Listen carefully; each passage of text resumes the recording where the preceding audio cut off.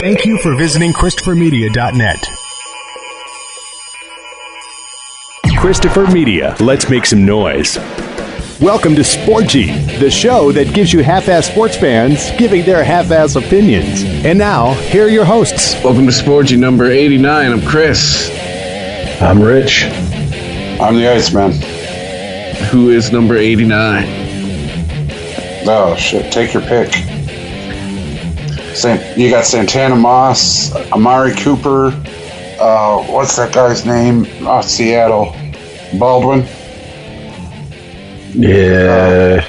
Steve Smith Jr. off the Panthers. So tons of fucking 89. You have the Russian Rocket, Alexander McGillney, 89. Oh, damn. Yeah, I forgot about him. Yeah, played Damn. Buffalo, Vancouver, Devils. I think he might have been on the Leafs at one point, too. But, yeah, it was a pretty big 89 back in the day. Oh, we're getting close. We're getting close to running out of numbers. Unless we know anyone who had triple digits. Well, we always got NASCAR. Well, I want to say something about that. That's your wheelhouse. Briefly. No pun intended there, Iceman. For everybody that watched it, they know that Dale Earnhardt's old car, number 88, got the pole, right? Mm-hmm. I think I told you guys that. Now, yeah, you told us last week. Right. Now, Austin Dillon won it. That name doesn't mean shit all to you guys, does it? No, I know a guy cried. Okay. For coming in second, and it was a good cry. He was so happy to be there. Now, with Austin Dillon, you're right. That name doesn't mean fuck all to you. But if I told you that he drove the number 3 car, does that mean anything to you? It's Daddy's number. Daddy Earnhardt, right? They don't retire numbers in NASCAR? Mm-mm. Why not? You know what? I couldn't figure that out either.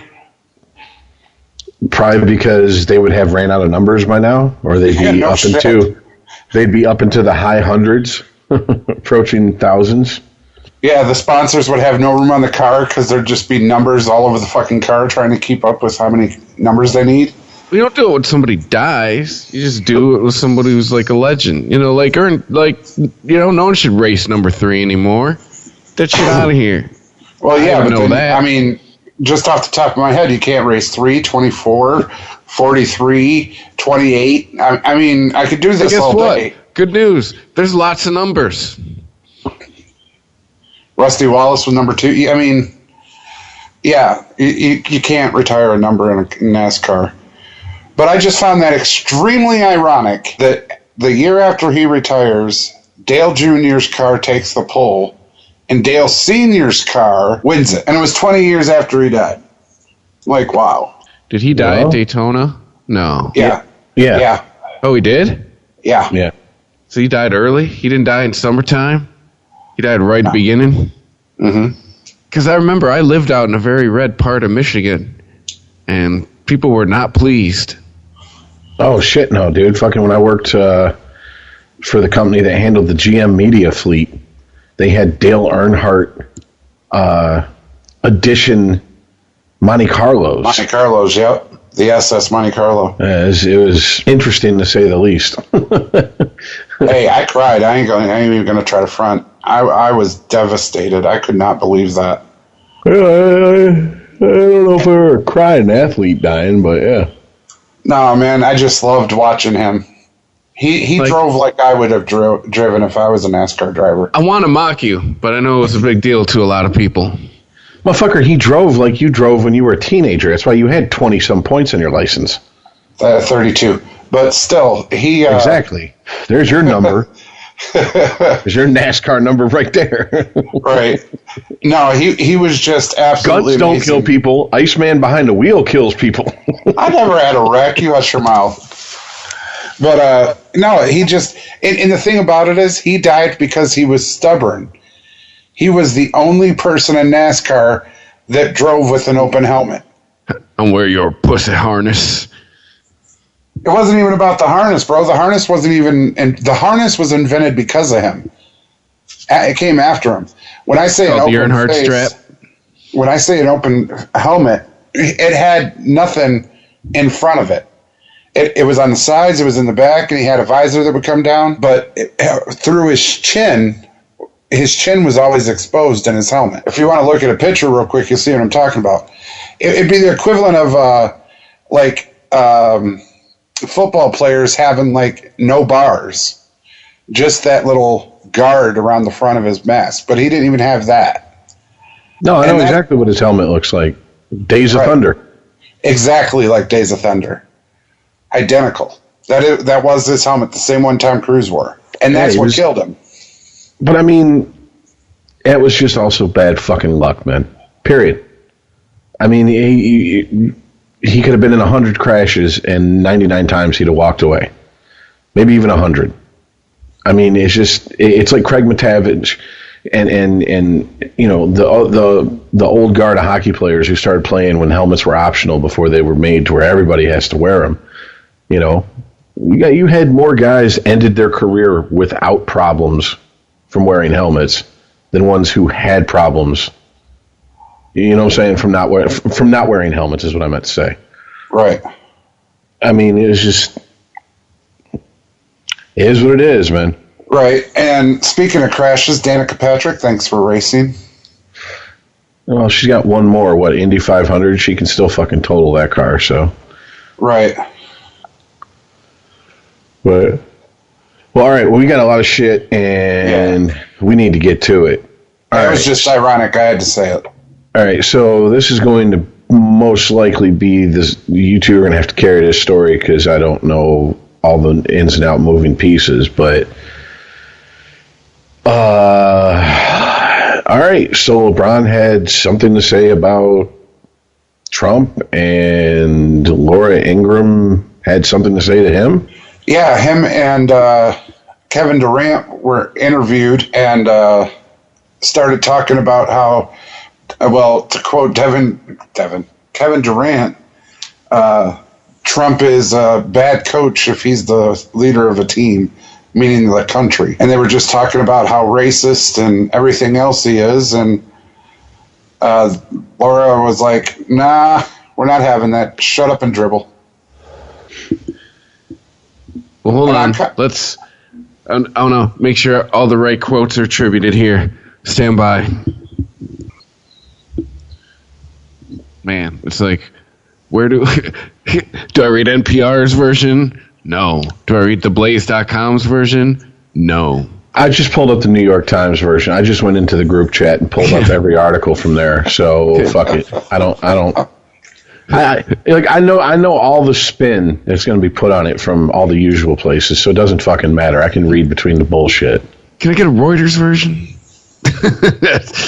Hold on. Give me just one more second here. What are you looking up, though? I just want to make sure that we're not paraphrasing anybody. I wasn't. I said exactly what they said. No, because I don't think she said whatever, shut up and dribble. She did. She said, as somebody once said, just shut up and dribble. I didn't come up with that on my own. I ain't that smart. No, but throwing the whatever on there is a big deal. Oh, all right. Well, she didn't say whatever. It makes it sound a little different if she goes whatever. All right. People Magazine. All right, they're not going to have any spin. LeBron James, listen, last week Fox News Laura. All right, Mal, let's try this again. Last week, Fox News host Laura Ingraham was accused of racism when she criticized NBA star LeBron James' comments about President Donald Trump in web series Rolling with the Champion. Must they run their mouths like that? She said on her talk show, The Ingraham Angle, last Thursday. This is what happens when you attempt to leave high school a year early to join the NBA. Keep the political commentary to yourself. Or as someone once said, shut up and dribble. After critics called her comments racially charged, Ingraham defended her remarks. She's like, in 2003, I wrote a New York Times bestseller called Shut Up and Sing. She said on her show, okay, she's going to try to talk her way out of it now. There is no talking her way out of it, though. Hold on, though. When the fuck did he ever try to leave high school early to go to the NBA? Yeah, he didn't. He finished. Exactly. So I don't know where she's getting that from. Now, he didn't go to college, but I mean, he also was a high school graduate who went from walking across the stage to a $90 million contract with Nike, if I believe. So, yep, that's true. How's your communications degree working there, Miss Ingram? Guarantee you didn't walk into $90 million with your fucking piece of lambskin.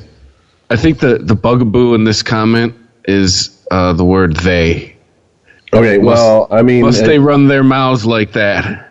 Okay, is she referring to... Is she referring to two players or more? Yes, she's referring to James and Durant. I mean, I get it, but I get how, like... Here, I'm going to use a term that seems to be growing in popularity. This dog whistle virtue signaling can suck my fucking ass. All right?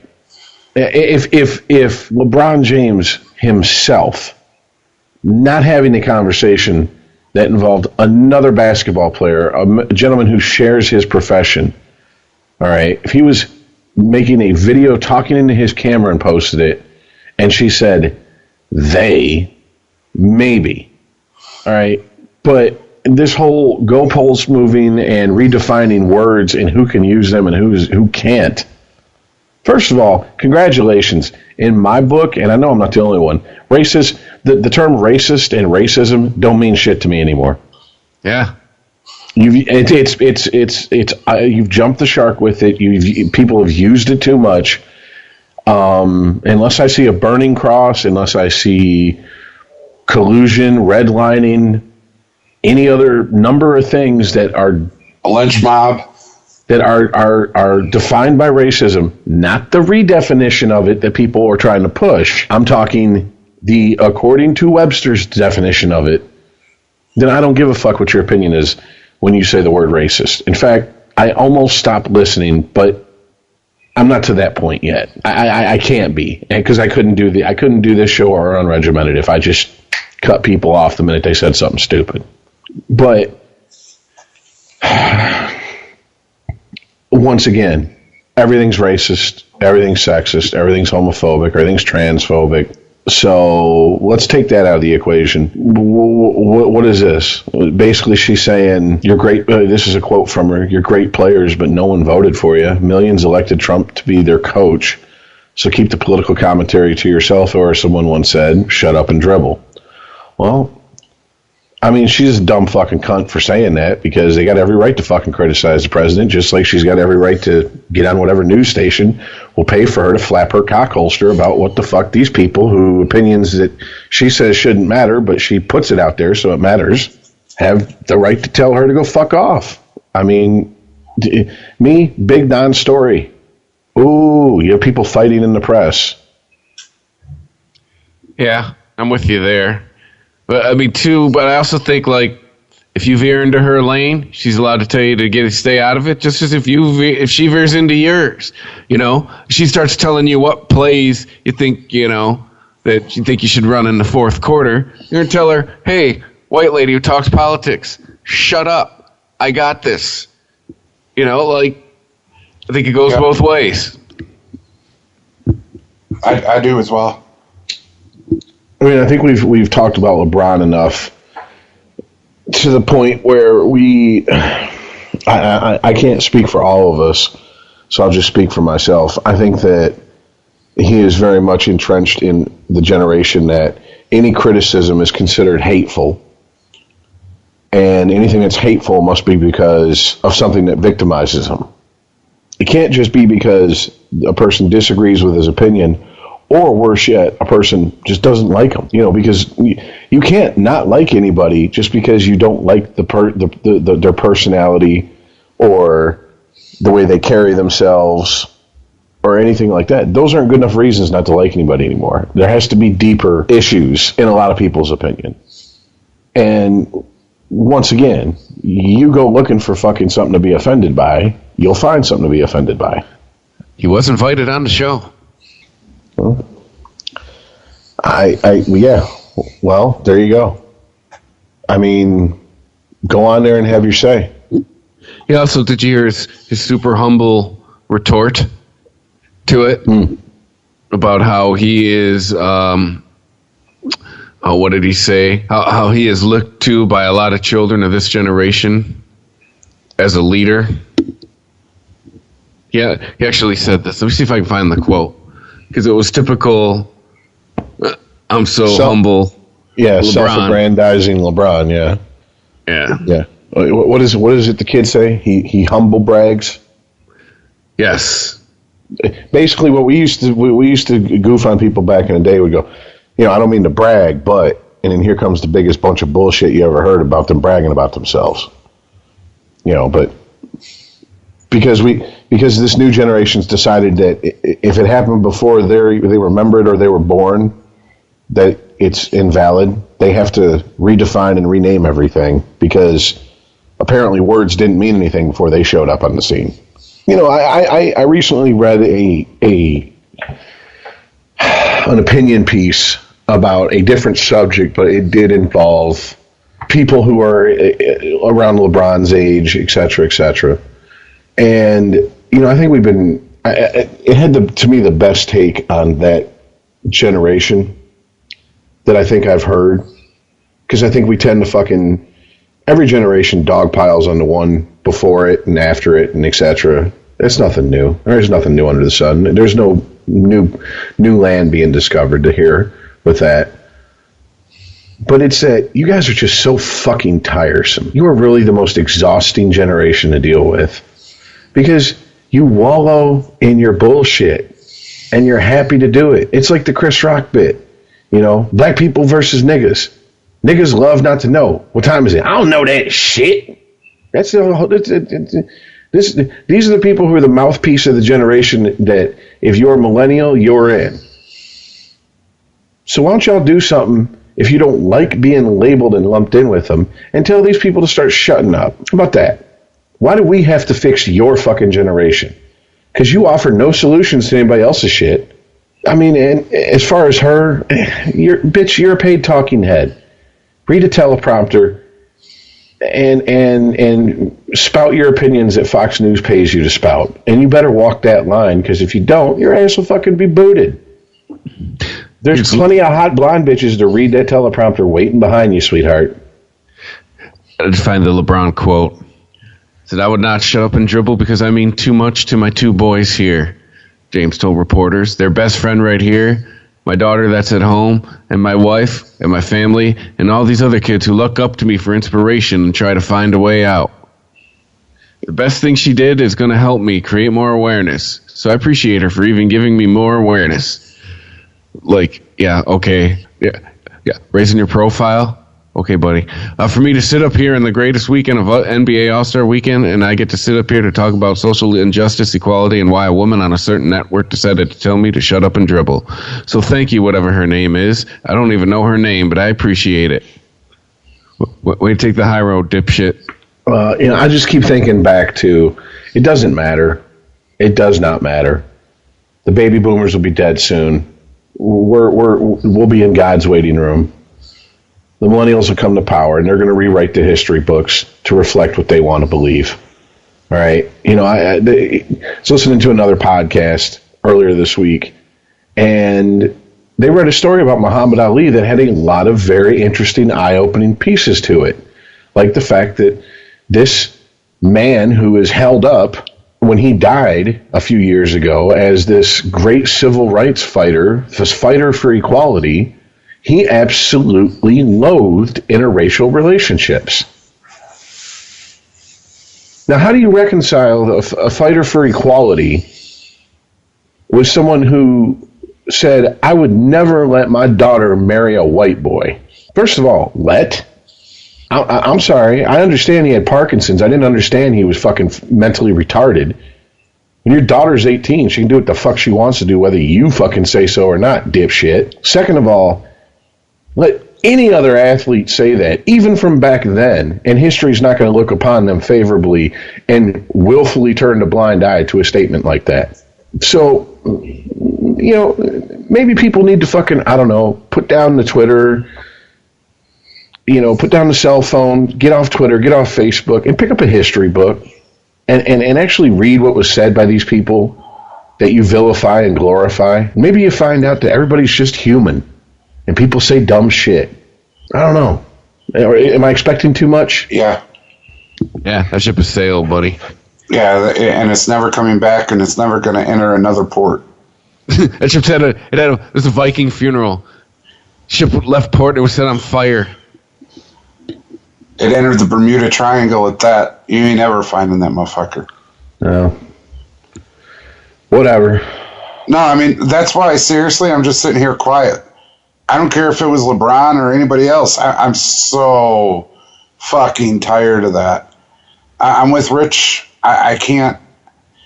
Anytime that you have facts to back up anything that contradicts somebody of color, they're going to say racist. And it's like a brick wall. You can't get past it. I mean, no matter what you say, no matter what you have as to back up your statement or nothing, you're a racist, and there it is. Bam, done. Well, that's a pretty broad brush, Iceman. You sure you want to paint with that? Yeah. Yeah, I do. I'm so sick and tired of people that disagree with black people and saying, whatever they, someone once said, shut up and dribble, and now she's a racist. But yet I watched the NBA All-Star game, and it's completely black jerseys versus completely white jerseys. It's kicked off by everybody saying, oh, we black people that were, they were walking, these black athletes were setting the tone and setting the pace and made it possible for all of us to be here. So what? The NBA game, All-Star game, there no whites allowed now? I have to sit and listen to how because they were sitting in how all of these players before Bill Russell and all of them, they set the tone and made it possible for the league to be what it is today and allowed black people to prosper in the sport and yada, yada, yada. Well, yeah. They're not they weren't lying. Like, what's wrong with that? It's Black History Month, too. It's predominantly black sport. I'm so tired of that shit. Black History Month. You sit there and you just point at people, the president, reporter, or friend, or whoever, and go, fucking racist. And you're sitting there in the face of reverse racism and going, I'm not racist, you are. Fuck you. I can't even argue with you anymore. That is so fucking retarded. First of all, what the fuck is reverse racism? It's just racism. That's a term that's fucking retarded. Okay? If you hate another race, regardless of what race you belong to, you're racist. Yeah, it's kind of like hate crime. I mean, and first of all, race is a misnomer in the first place. We're the human race. You're talking about ethnicity. You're talking about differences in culture. And we just dumb it down to its most base fucking thing and call it race. But I mean, let's I don't know. I didn't watch the fucking NBA All-Star game because, one, I don't give a fuck about the NBA. Two, I don't give a fuck about no All-Star game. To be honest with you. Didn't watch the NHL one. Didn't watch the Pro Bowl. I think the last baseball fucking All-Star game I watched was the one that was in Detroit. You are a resident All-Star game viewer, Iceman. You're the one that watches them all for us. I mean, so... I'm about to stop because I'm serious. I'm 100% serious. Don't know why you were in the first place. I'm so fucking done with this shit, man. You're fucking racist. What are you then, dude? You're talking about black pride, black marches, all of these black people that are so great and made things so fucking awesome for you and honoring them, and this has made black people able to play. We have groups like that. We call them the Ku Klux Klan. White power, white pride. And that's a racist group. But you do it, and it's okay. Bullshit, you double standard having... No, I'm done. I'm going to shut up. Dude, when you define yourself by things that you had nothing to do with, they're not accomplishments. No one asked to be born the race they are. No one asked to be born the nationality they are.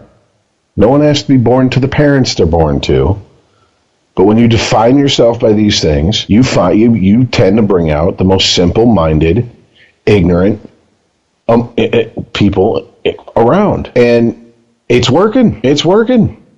I don't know what else to say. I mean, look, you sit and you have conversations with people and they go, well, you don't understand. Black people were brought here against their will. They really don't know their culture. That's why they say black pride. Okay, well, great, wonderful. And the problem that you have with black pride, Iceman, I don't have. The problem I have with black pride is, okay, well, show me what you did to choose to be black. Because unless your name's Sean King or what's her face? Who's the white chick decides she was black? Rachel Dolezal. Yeah, unless you're one of those two people, you didn't choose to be black. Sean King, like Larry King's wife? No, Sean King, the white boy who tries to fucking say he's black, and he's got 2 white parents, and he checked Caucasian on all his fucking legal documents until he decided he was going to be a social justice warrior, so he went to a barbershop in the hood, got himself lined up in a fade, and now he says he's black. Oh, I bet when he gets pulled over, he says he's white. His arrest record shows he's white, and that's what Paul Mooney has always said, hasn't he? At least for all my life. I remember the quote from him when I was very young. Everybody wants to be black till the cops show up. Then all of a sudden, no, you find out who's really down and who's not, who has a choice and who doesn't. Pull your pants up. Hello, officer. I don't want to have a talk and fight about a double standard that they're going to be irrational about. It's pointless. It is absolutely pointless to have that talk. You can't win. It's heads you lose, tails you lose. But that's the problem, man. That's not how progress is made, is setting the end result as a winner and a loser. But that is how it's beaten into our head in this country.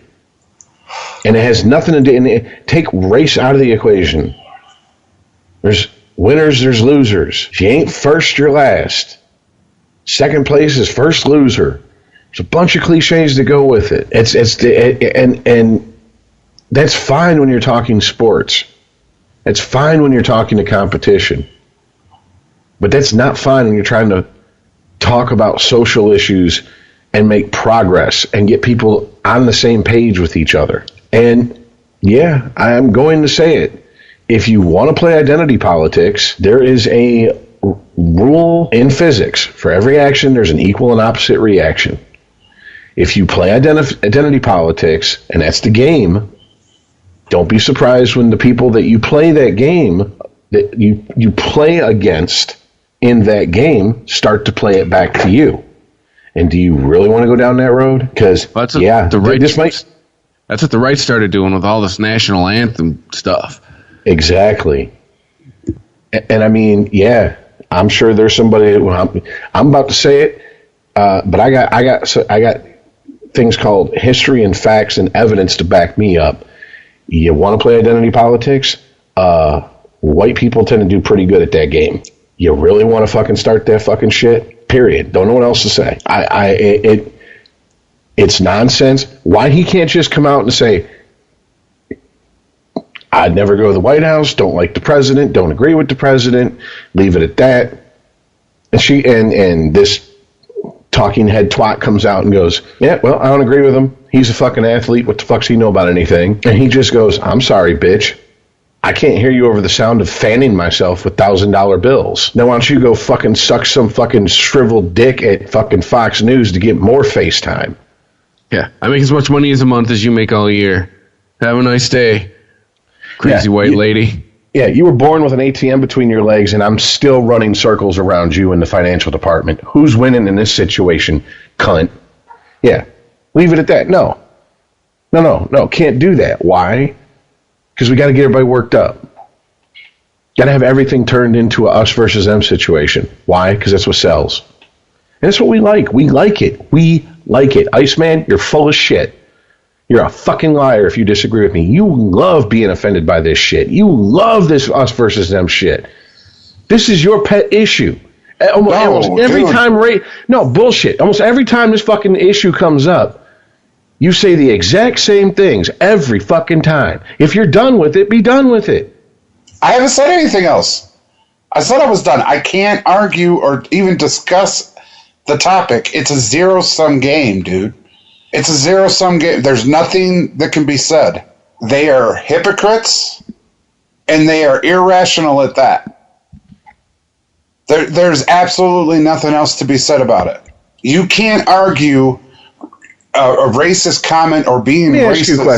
Let me ask you a question. Okay. So what, you want to have White History Month?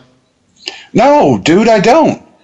Okay, I absolutely don't. No. These are yes or no questions. I don't need you to fucking go on. I'm going to keep asking. That's question number. Do you want to have white pride marches? No. So what do you give a fuck that they do? It's because, dude, every fucking time they get a chance, you're racist. You're racist. You're racist. That's racism. That's racist. I want a job because I'm black. I want this because I'm black. You didn't do this because I'm black. You said that because I'm black. I'm tired of that shit. And then turn right around and do racist shit. Like a Black Pride Month. Like Black Pride marches. Are we talking about LeBron? No. Or are we talking about...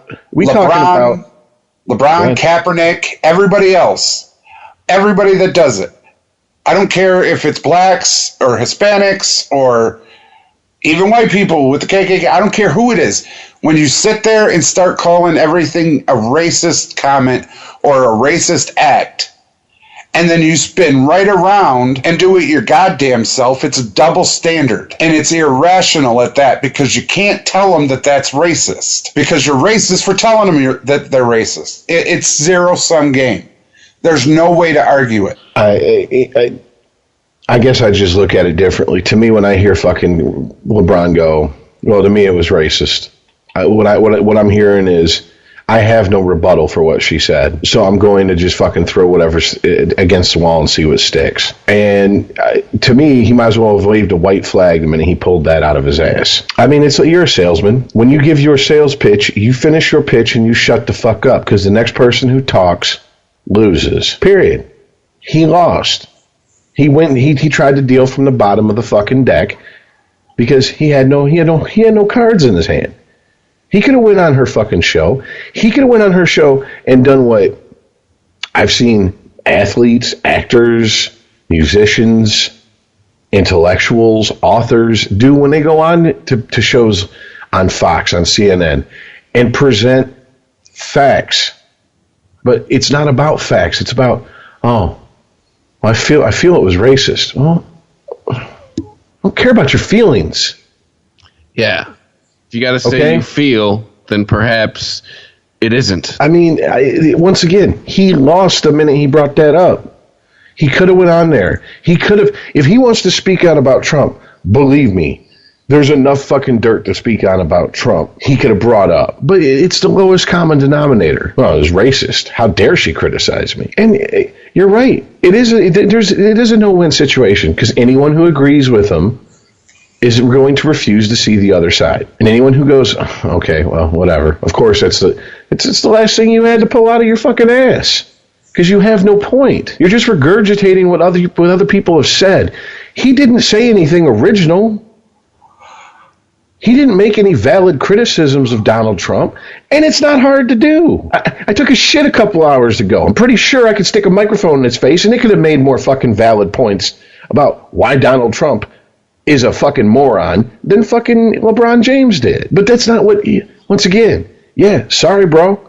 You know, you want to play with the big dogs, then you have to get off the porch. And when you get off the porch, the safety of home team is no longer there. Don't show up to a fucking gunfight with a knife and you won't have to worry about it. He don't. He shows up to a knife fight with a fucking bazooka. It's the race card. It's the bazooka. And who takes him serious? Who takes him seriously? The people who are angry that he pulled the race card, and the people who already agree with him. Everybody else is rational, goes, he had nothing else. So he's an idiot anyways. I mean, you can't claim higher ground and some moral superiority and then take the fucking path of least resistance and wallow in the mud. And anyone with half a brain sees it. It's the idiots that fucking go, yeah, I agree with them, or, boy, I'm pissed off. They're the fucking idiots. And there's a lot of them in this world. A whole lot of them. To me, it's just like, okay, so you have a multimillionaire, and she's probably worth a couple million, getting into a pissing contest in the media. And of course it devolves into, well, let's turn this about the fucking, let's make this about race. Because, once again, just like Dwayne Wade said, here we go. They used to try and hide it. Who's they? See, I can get just as, they? Who's they? White people? See, I could feign outrage too. Doesn't mean anything. He goes on to say, now the president has given everyone the courage to live their truths. No, you stupid ass. You dumb motherfucker. No, it's not the president who did that. It's society.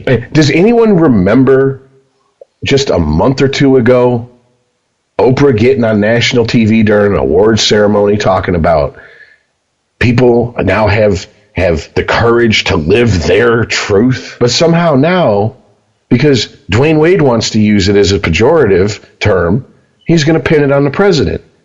No. You're both idiots. You're fucking all morons. And guess what? I don't expect my athletes to be fucking Rhodes Scholars. If they are, more power to them. But LeBron ain't. If LeBron was 5'6" and 100 pounds, no one would give a fuck about what he had to say. In fact, he'd probably have to make I Wish Part 2 just for anyone to know who the fuck him and his receding airline is. He'd be LeBron, the bus driver in Cleveland. Exactly. Skilo James. Fucking I don't know, man. I mean, I guess I'm to the point where I'm just like, fuck it. Just let everybody fucking be stupid and just have a good time about it. Because ultimately, none of this is going to change anything. LeBron could call everybody racist, but LeBron could fucking grow his fro out if he could buy enough stock in Rogaine and fucking dress in a dashiki on the fucking court and change his name to Ahmad Muhammad Ufa Fufu and all that shit, and it don't fucking matter what he says. Ultimately, what the fuck is he known for? Being a good basketball player. He's not known for being an intellectual. This isn't Noam Chomsky we're dealing with. Noam Chomsky can't fucking hit an alley-oop. He ain't dunking on nobody, but I'm going to listen to him when he talks about shit more than this jackass. And by the way, who the fuck is Laura Ingraham? Why do I have to know this dumb fucking Cooz's name? Bitch ain't even that hot. I believe she's a conservative radio host. Okay, well, you know what, honey? Go get fucking carpal tunnel trying to keep Rush Limbaugh's fucking thumb dick hard and make yourself useful. You can shut the fuck up too, bitch. Jesus, God. Bunch of people... Okay, is he kneeling during the basketball game? Is he kneeling during the national anthem? No. Am I correct that he made a video of him having a conversation with another basketball player about why they don't like Trump and posted it? It was an interview. Okay, an interview, right? Like it or not, he's not even going down the Kaepernick road, right? He's not fucking kneeling during the national anthem. He's not refusing to come out for the national anthem. He gave an interview and said how he feels. Great. And Fox News has a lot of time to kill on their channel. So let's get everybody fucking worked up about a bunch of bullshit that means nothing in the long run. And who the fuck looks to LeBron James for their political opinions? Seriously. I wouldn't let LeBron James walk my dog. According to LeBron, a lot of people. Okay, so his two crotch droppings, a.k.a. tax breaks, and a few functionally retarded people who fucking are yes men who are living off of him. Oh, excuse me. I just assumed someone's gender. Yes, people who are living off of him. Okay, great, wonderful. There you go. So that and $1.50 will get you a fucking cup of coffee. The fuck you want from me? Give a fuck about his opinion. And I agree with his opinion. And fuck Trump. But ultimately, does it fucking matter? No. And of course, it's his rebuttal has to bring it. She says something, he says something. Now she's going to have to say something back. I mean, what is the old thing? Never pick a fight with people who buy ink by the barrelful. You know, why don't you ask Barry Bonds how it works out to piss off an entire fucking segment of the media?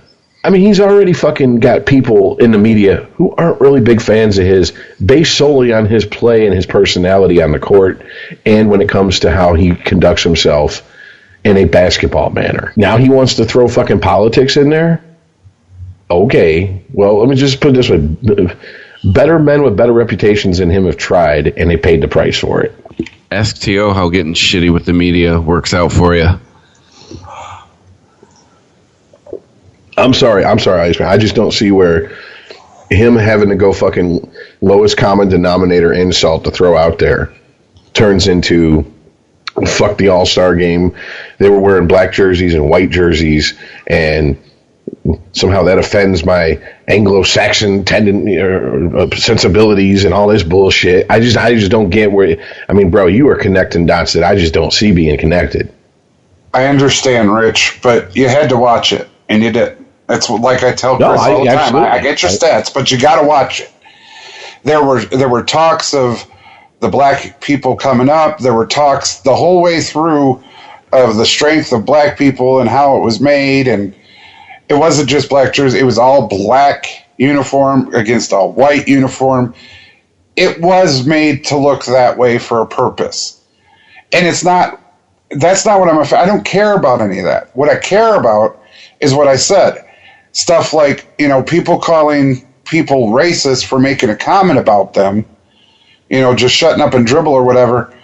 And then you turn around and are racist. Even if it was, I'll give you the benefit of the doubt and say that Laura was a racist and meant that full-heartedly as a racial comment. I'll give it to you. I'm not even going to argue. But then you turn around and support groups like Black Lives Matter and talk about Black History Month. It's racist. That is a double standard, and you're irrational, so I can't talk to you about it. I don't know. I don't see Black History Month as any more racist than International Pizza Day is. To me, it's just like, really? You don't think Black History Month is racist? Or Black Entertainment Television? Oh, I mean, I think BET back in the day was racist, but not for the reasons that you think it is. It's because BET would fucking show Soul Plane on repeat 24/7 like it was fucking A Christmas Story, and it was TNT during the holidays. That's why that shit was racist. Coonery. Once again, thank you. Appealing to the lowest common denominator. Hey, let's laugh at every fucking stereotype we can shove in here. But it's not satirical. It's wallowing in ignorance. Let's wallow in the ignorant stereotypes and act like this is how everybody is, but not in a satirical way.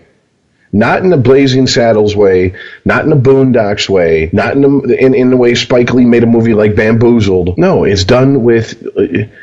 No, we're going to have Snoop get high. We're going to have the Tom Arnold as the uptight white father, and his daughter's going to end up getting fucking filled out like a job application by a bunch of brothers in the back of the plane. Hey, listen, it was his wife.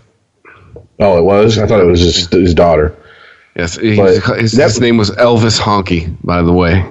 One of the greatest white people names ever in a movie like that. No, dude, Black history is part of American history, all right? And to be completely brutally honest with you, most young people I know, pretty much it's been integrated into fucking the history books. Black History Month, at the time when it was come up with, was because... Who was it? Was it Richard Pryor? No, it wasn't Richard Pryor. I'm sorry. I think it was Chris Rock. Chris Rock said, you know, one of those eye-opening days of his life as a kid was the day they aired the first episode of Roots. He goes, white people, you remember, because the next day you went to school and every black kid you knew beat the shit out of you. Because we didn't know that shit. They didn't teach that shit in fucking history class at that point in America. It wasn't like Chapter 1, the Founding Fathers. Chapter 2, beat a brother's ass. You know, I mean, it just wasn't. But we're all, believe me, very much aware of fucking Black History now. So if you want to argue that Black History Month has ran its course, yeah, okay, I can get with that. But to say it's racist, I don't know. What's racist about wanting to fucking to demand that? Hey, look, what happened to us is part of the fucking history of this country, and we want some acknowledgement in the fucking history books. No. You went a whole different direction with it. I fully support telling the truth about the Black Americans and how they came over and that whole thing. I got a BA in history, Rich. I mean, you know, I fully support tell the truth of history. White history? That's why I'm a realist. I know history. I am a realist. I am what is. I don't spin a fucking thing. But I'm for that. But you don't have to take a whole month and go, this is Black History Month, and we're going to talk about great people and Black pride and Black. I'm just like, good God, man. But it's also the shortest month of the year. Yeah, but BA in history. I mean, you could argue that. Here we go. I know you're going to throw the stats man shit out at me. Here we go. Non-indigenous people have been on this continent for like 400 years. For 250 of those years, we were suppressing Black people and their entire culture. Let's toss them a month. Really? What the fuck did we give Native Americans? Reservations, casinos, and blankets full of smallpox? Collectively, more money. That order. So we oppressed the Black people and collectively more money than we given the Black guy. Okay, yeah, and that was all bad and terrible. Sorry about that first 300 years. We wiped out the fucking Indians. Okay, wiped them out. We should give them at least a month or month and a half, don't you think? Hey, they got casinos. They don't give a fuck about a month. They got tangible cash. Yeah, and you're proving my point. The fact that you know. And the way you said that, we wiped them out. No, why is that? We did. We wiped out entire tribes, dude. No. What I'm saying is, why are you saying it that way? Because history's written by the winners. Okay, well, let's go down that fucking rabbit hole for a second. The social justice warriors and the so-called progressives want to say that, you know, the white man is the only winner in American history. Well, then why the fuck do we even know that? Why do we know that we wiped out Native Americans? I mean, is that just out of the kindness of our heart? I mean, I am not following you at all. Then we're going to change the subject because I've had a long day and you're not this dumb and I'm not going to fucking cater to you're playing this dumb. So next subject. Louisville has to vacate their 2013 national championship. Someone want to explain to me how come Michigan doesn't fucking move in and get to be national champion now? Because NCAA says so? Yeah, pretty much. So ultimately, if the NCAA can take away your national championship and not fucking acknowledge the second place team, then a national championship means what exactly? I mean, what is the first thing everybody says, every athlete says when they win a championship? They can't take this from us. And now they're going to have to start amending that to, unless the NCAA investigates our fucking school years down the road. Well, hey, you know, they didn't give, what's his name? Was it Anibal Sanchez? Whatever, Jim Joyce? They didn't give him the perfect game. When he went, whoops, yeah, you're right, I fucked up. No, but they got a whole presentation on that game in the fucking Baseball Hall of Fame that'll be there until it closes. So, I mean, if I'm Anibal Sanchez, I'm thinking I'm winning in that situation because I wasn't going to the Baseball Hall of Fame unless I bought a ticket. Yeah, that's true. You know, now I'm immortalized in that motherfucker. Yeah, my bust may not be up, or my plaque might not be up there, but anyone who walks through them doors who will take the time to read what the display says will know my name. Brand new Minnesota Twin, Anibal Sanchez. We'll get to that later. Yeah, them losing their championship and everything, I mean, that's become commonplace at this point to me. Well, yeah, they've done it to Michigan from the Fab 5 days. Oh, they've done it a lot of times. Penn State they had to vacate. Didn't they have to vacate all their wins under Paterno? So technically, that's like, what, 40 years of wins? I don't think all of them. I mean, if it was when Sandusky was there, that's at least, what, 10, 15, 20 years, somewhere around those? It's got to be between 10 and 20 years worth of wins. I'll be honest, I really didn't see all the sanctions they put on them. I mean, I know that they walked right up to the verge of the death penalty. And, I mean, it's only through the fact that you got to give it up for the people running Penn State's athletic department after the scandal was done and over with. And the dust started to settle because they rebuilt that program quick, fast, and in a hurry. SMU wishes they could rebuild their program that quick, starting right now. According to the Wikipedia, the NCAA used the free report in lieu of its own investigation to impose sanctions on the Penn State football program. On July 23, 2012, the NCAA imposed a $60 million fine, a 4-year postseason ban, scholarship reductions, and vacated all victories from 1998 to 2011. Jesus. Damn, son. Still 13 years of winning. Deuces. Yeah, that's what I'm saying, guys. I mean, like, I understand them doing that, but I don't. Not on Penn State, I don't.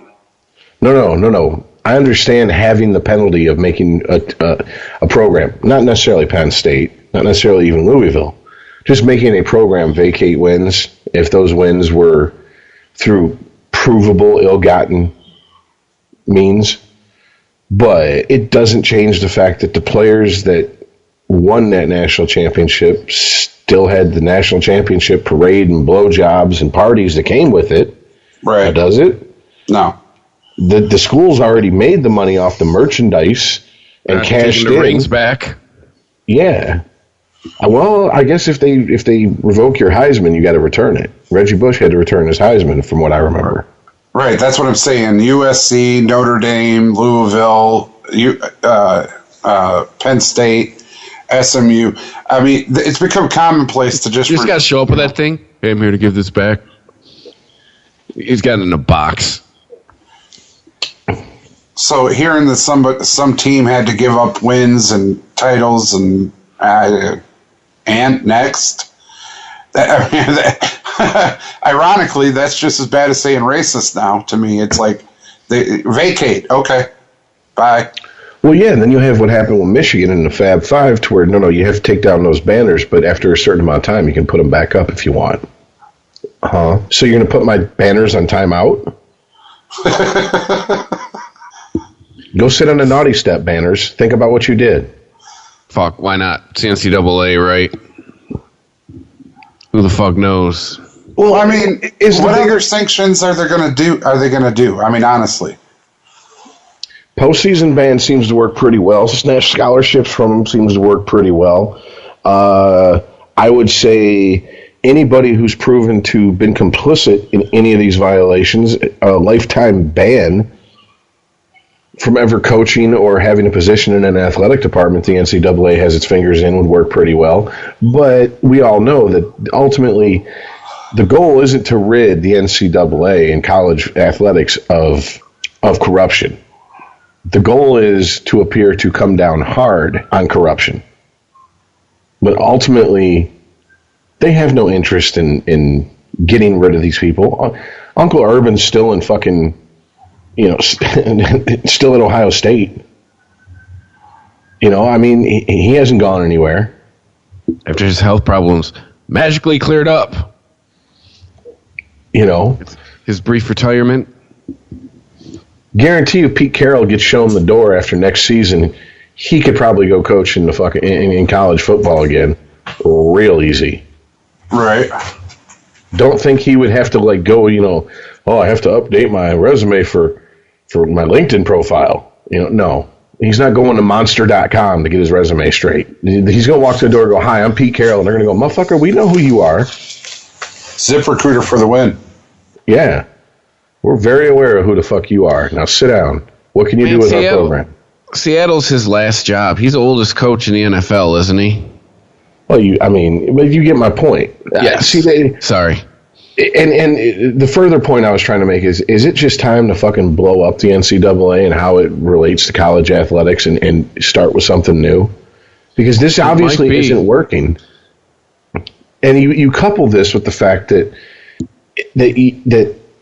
athletic departments as a whole are now by a very vocal minority, but they're still vocal, no matter if they are a minority of people. But with the Larry Nassar case, there are people calling for MSU for all their athletics to suffer because of the Larry Nassar case. And I mean, okay, let's just take away basketball and football. Okay, so the swim team, they have to suffer? What the fuck did the swim team do? The lacrosse team, the curling team, they have to suffer? The fuck did they do? These sports aren't big enough to be as fucking corrupt as basketball and football is. And I don't know. If you watch the Olympics, there's doping in curling now. But so you can sweep faster. I don't know why. But look who it's from. Why. Shocking. From Russia? Yeah.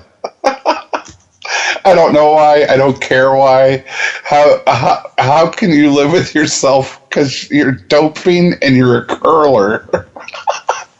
My new hero is that, what's her name? Carol Swaney or whatever. That chick who qualified. She's like the dead last athlete in the entire Olympics because she showed up to events where she just automatically qualified. Because you have to be like top 30 or something to qualify. And she showed up to events where like only like 15 people or something would show up.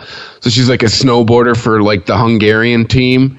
And you look at her run, it's like just doing a basic like fucking like Tony Hawk half pipe run where you just, do a grab, go back, do a grab. Like, dude, she gamed the system. Her run looks like that chick skating in the Tom Petty free falling video. Yeah. She just goes up and comes down and goes up and comes down and goes up and comes down. No, but I think her whole thing is, well, not really, but she exposed a lot of the holes in the Olympic system, but she also comes off as one of those millennials who has a whole bunch of experiences because she like filed for to run for governor at like the age of 19. She did something else that sounded really douchey, and then now she's done this where she could say she was an Olympian. But I bet you she won't swallow. She don't want that experience on her fucking record. No, right? Doesn't do anal. Yeah, doesn't do butt stuff. Yeah. But yeah, we got sidetracked. We were talking about Well, no, I mean, but once again, we talked about it last week with the International Olympic Committee and the bullshit and the nonsense that goes on with them. I'm almost to the point where the NCAA is right alongside them and FIFA. Like these are corrupt, pick and choose who we're going to fucking hold responsible and who we're going to let slide and punish people who had nothing to do with it.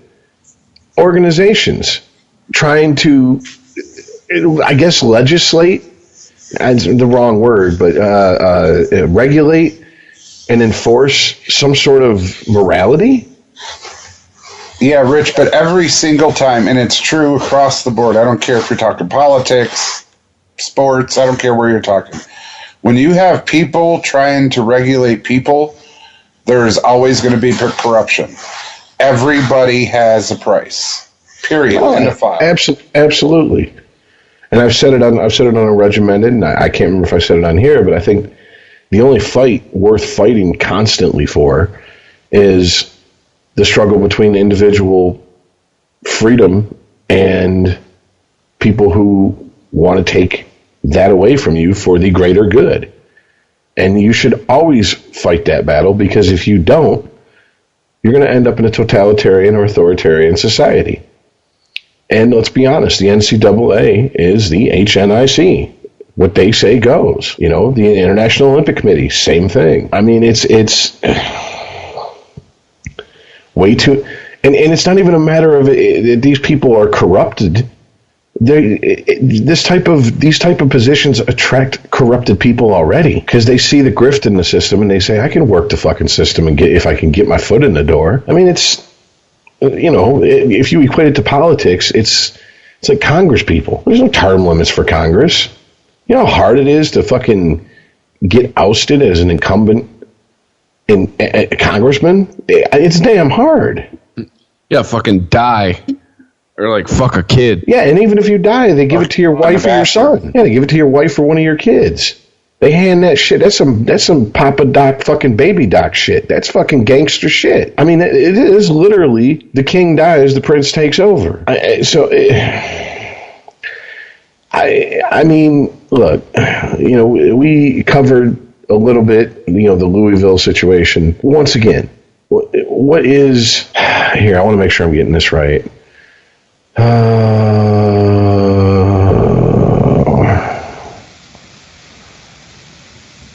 Yeah, so basically this is what I thought it was. It's had a bunch of people from Louisville basically paying sex workers to fuck recruits so they'll agree to go to Louisville. And too, wasn't there something with Adidas was funneling money into that program? To get recruits to go to certain players or certain teams. Yeah, but just going through this article, that's a federal case. The feds are involved in that one. This one seems to be more of an NCAA violation. I remember. You're right. This is some totally other shit. Oh, yeah. This is just the tip of the iceberg for Louisville. It's all coming back to me now. They're getting the hookers. Yeah. Totally wrong scandal I was thinking about. It's a different one. The coach is set up or alleged, I'm going to put it that way, alleged to set up the ring for his players. And once again, NCAA, really? That's the moral arbiter? They're the ones that decide where the bar's at? People who rob college athletes. Who, basically make billions of dollars when all's said and done off of a system that throws, let's just say $250,000 at one of the best schools, maybe 120,000 at an average school education at a player. I mean,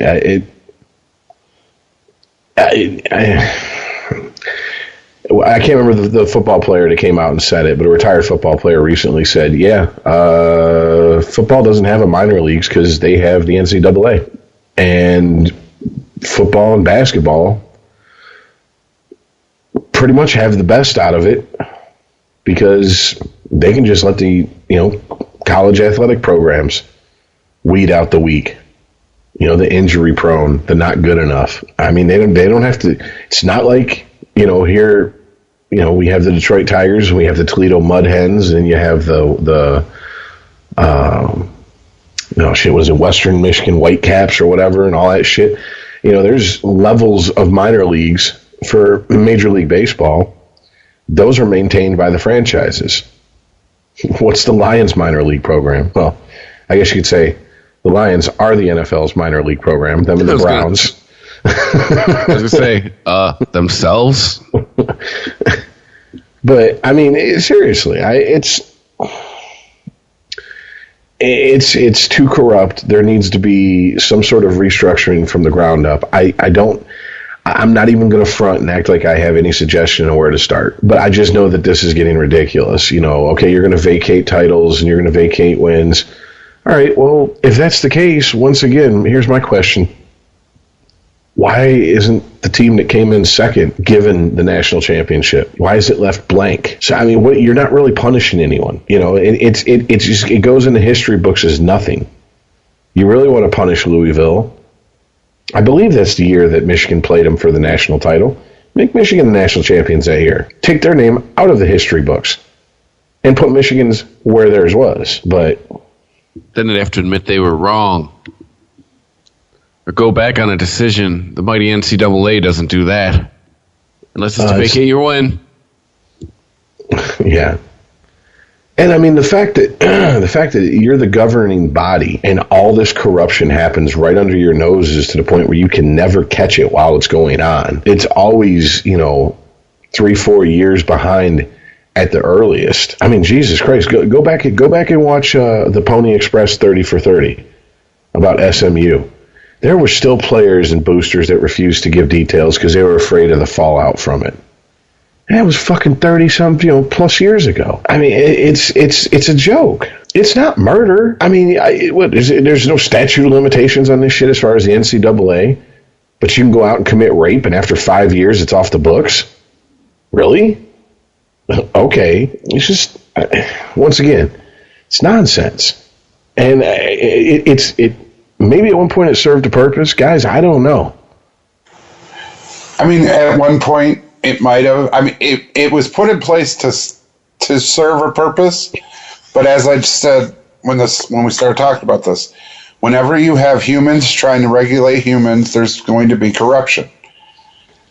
And everybody, from the first year the NCAA was founded, they knew that. The first person that was ever there was corrupt. It's just the way this world works. Yes, the NCAA, the colleges make a whole lot of money. Pay off the regulators, continue to make a whole lot of money. When you get caught, quote unquote, take your lumps, come back, make a whole lot of money. That's how this goes. Like Fast and the Furious, the cops were paid to look other way. And then they got forced to take action. All right, take the $100,000 to $200,000 hit or whatever. Continue to make a whole lot of money. That's just the way its fucking system works. So, I mean, I guess then the bigger question is, at what point do fans, if they fucking find the whole situation distasteful and hypocritical, at what point do they become complicit in these actions by supporting their team? And if you have a point where you believe they are just as guilty by supporting these teams, these college athletics teams, at what point should they fucking bow out? Or are we well past that point? Well, I'll bow out to Chris because Michigan State right now is on the hot seat. So, Chris, are you not going to support Michigan State anymore? I don't give a fuck. I'm going to root for him. Right. And that's the way almost 99% of this country is, Rich. Everybody's going to support their team. Rick Pitino's going to take the fall. Moving on. I'll bet you a lot of people you ask about the Penn State thing can't even name Jerry Sandusky. What was the name of the coach that was playing with boys in the shower? Joe Pa. No. Do you even know? No, I don't know. I forgot. It's something. I would really hope that those are the most casual of casual fans. Like, if you're a Penn State fan, football fan, I'm pretty sure you know Joe Pa and Jerry Sandusky, and that they are two separate people. If you ask a Penn State fan, I'm sure. But I'm saying, across the board, across the country, people when these scandals break, they're going to listen. They're going to go, ooh, and then point the finger at the bad guy, Jerry Sandusky, at Reggie Bush, at Rick Pitino in Louisville. You point the finger at the bad guy gets punished. Okay, good triumphs over evil. Moving on, and then the history books records the name of the bad guy, and everybody forgets about him. Let's go make more money. Let's support our team. Let's get behind and rally behind the team that had to suffer because of this bad guy over here. It's the way it works. It's going to take more dick in prison, Sando or Larry Nassar? Probably Sandusky.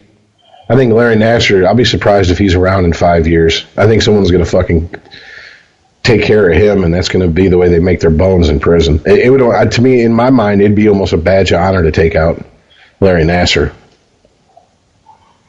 Like, if you're in there for fucking life, what do you got to, and you have no fucking street connections, no street smarts, what better way to get respect? What are they going to do, give you double life? Well, here's the thing, not for nothing, but Nassar did it to these rich people. The Olympic athletes' parents they're pretty well off. If you're taking your kid to U of M for training and doctor and getting them to the Olympics, you're not doing it on the cheap. Hey, you mean MSU, right? Or MSU. Yeah, defending Michigan. Look what you made me do. Anyways. Fuck that. I'm sure it's happened just as bad, but I'm sure there's been some very disgusting shit that's happened at Michigan too. Believe me, But my point being was, if I'm in prison and Larry Nassar's in my prison and I have access to him, I'm reaching out to every one of those parents. Take care of my family. I'll take care of your problem. Because you're right. I got life in prison. No chance to get out. I'm going to die in here. But hell, I still got a shot to take care of my family. Oh shit, dude! It's probably not even that big of a deal. It's probably some dude in there like, I don't want to be raped, so I'm gonna kill this motherfucker. Get a little bit of respect in some way. Like if he's not like away from the general pop, like he's taken a dick by now. Probably several. Oh, I'd imagine. Yeah, as much as it pains me to say this, I doubt he's on the main line. He's probably in some sort of, maybe protective custody isn't the right term, but I don't know the right term. I'd imagine he's someplace where solitary. Yeah, I say no only because I think that that's considered an additional punishment on top of prison. So unless he does something to warrant it, probably not. I'd imagine that there are separate units, wings, cell blocks, whatever, for people who commit these type of crimes who are at risk for being attacked. Because I'm never leaving. Hey, you got it? Nope, I am never leaving my cell. Hey, you gotta nope, never leaving. We're gonna kick your ass. Great, kick it in my cell. I'm never leaving. That's it. If I were him, that would be my mindset. If I'm Larry Nassar, I walk in and hit a guard and go to solitary. They come in, open the door. I walk out, hit the guard again, turn around, walk back in.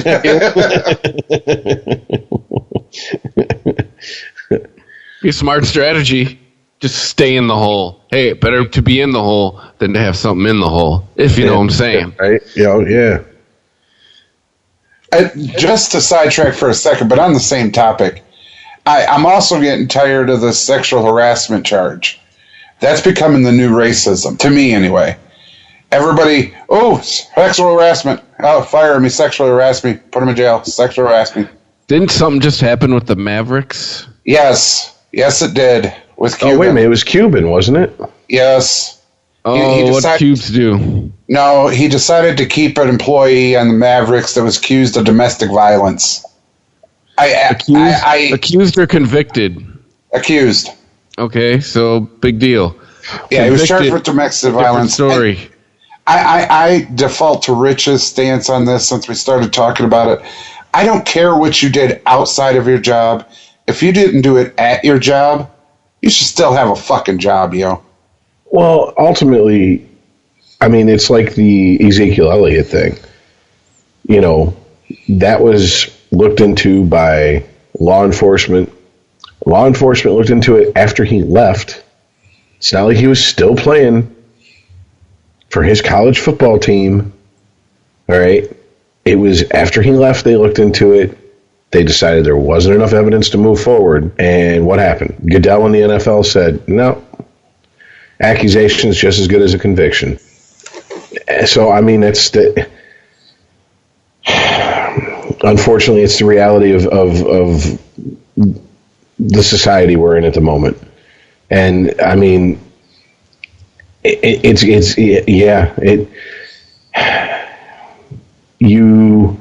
once you decide that all accusations are as good as a conviction, not only do you open the door for bad actors, sociopaths, people with an axe to grind, to walk in and start ruining other people's lives, but you also cast doubt on the people who were actually sexually assaulted, beat up by their, boyfriend, husband, whatever.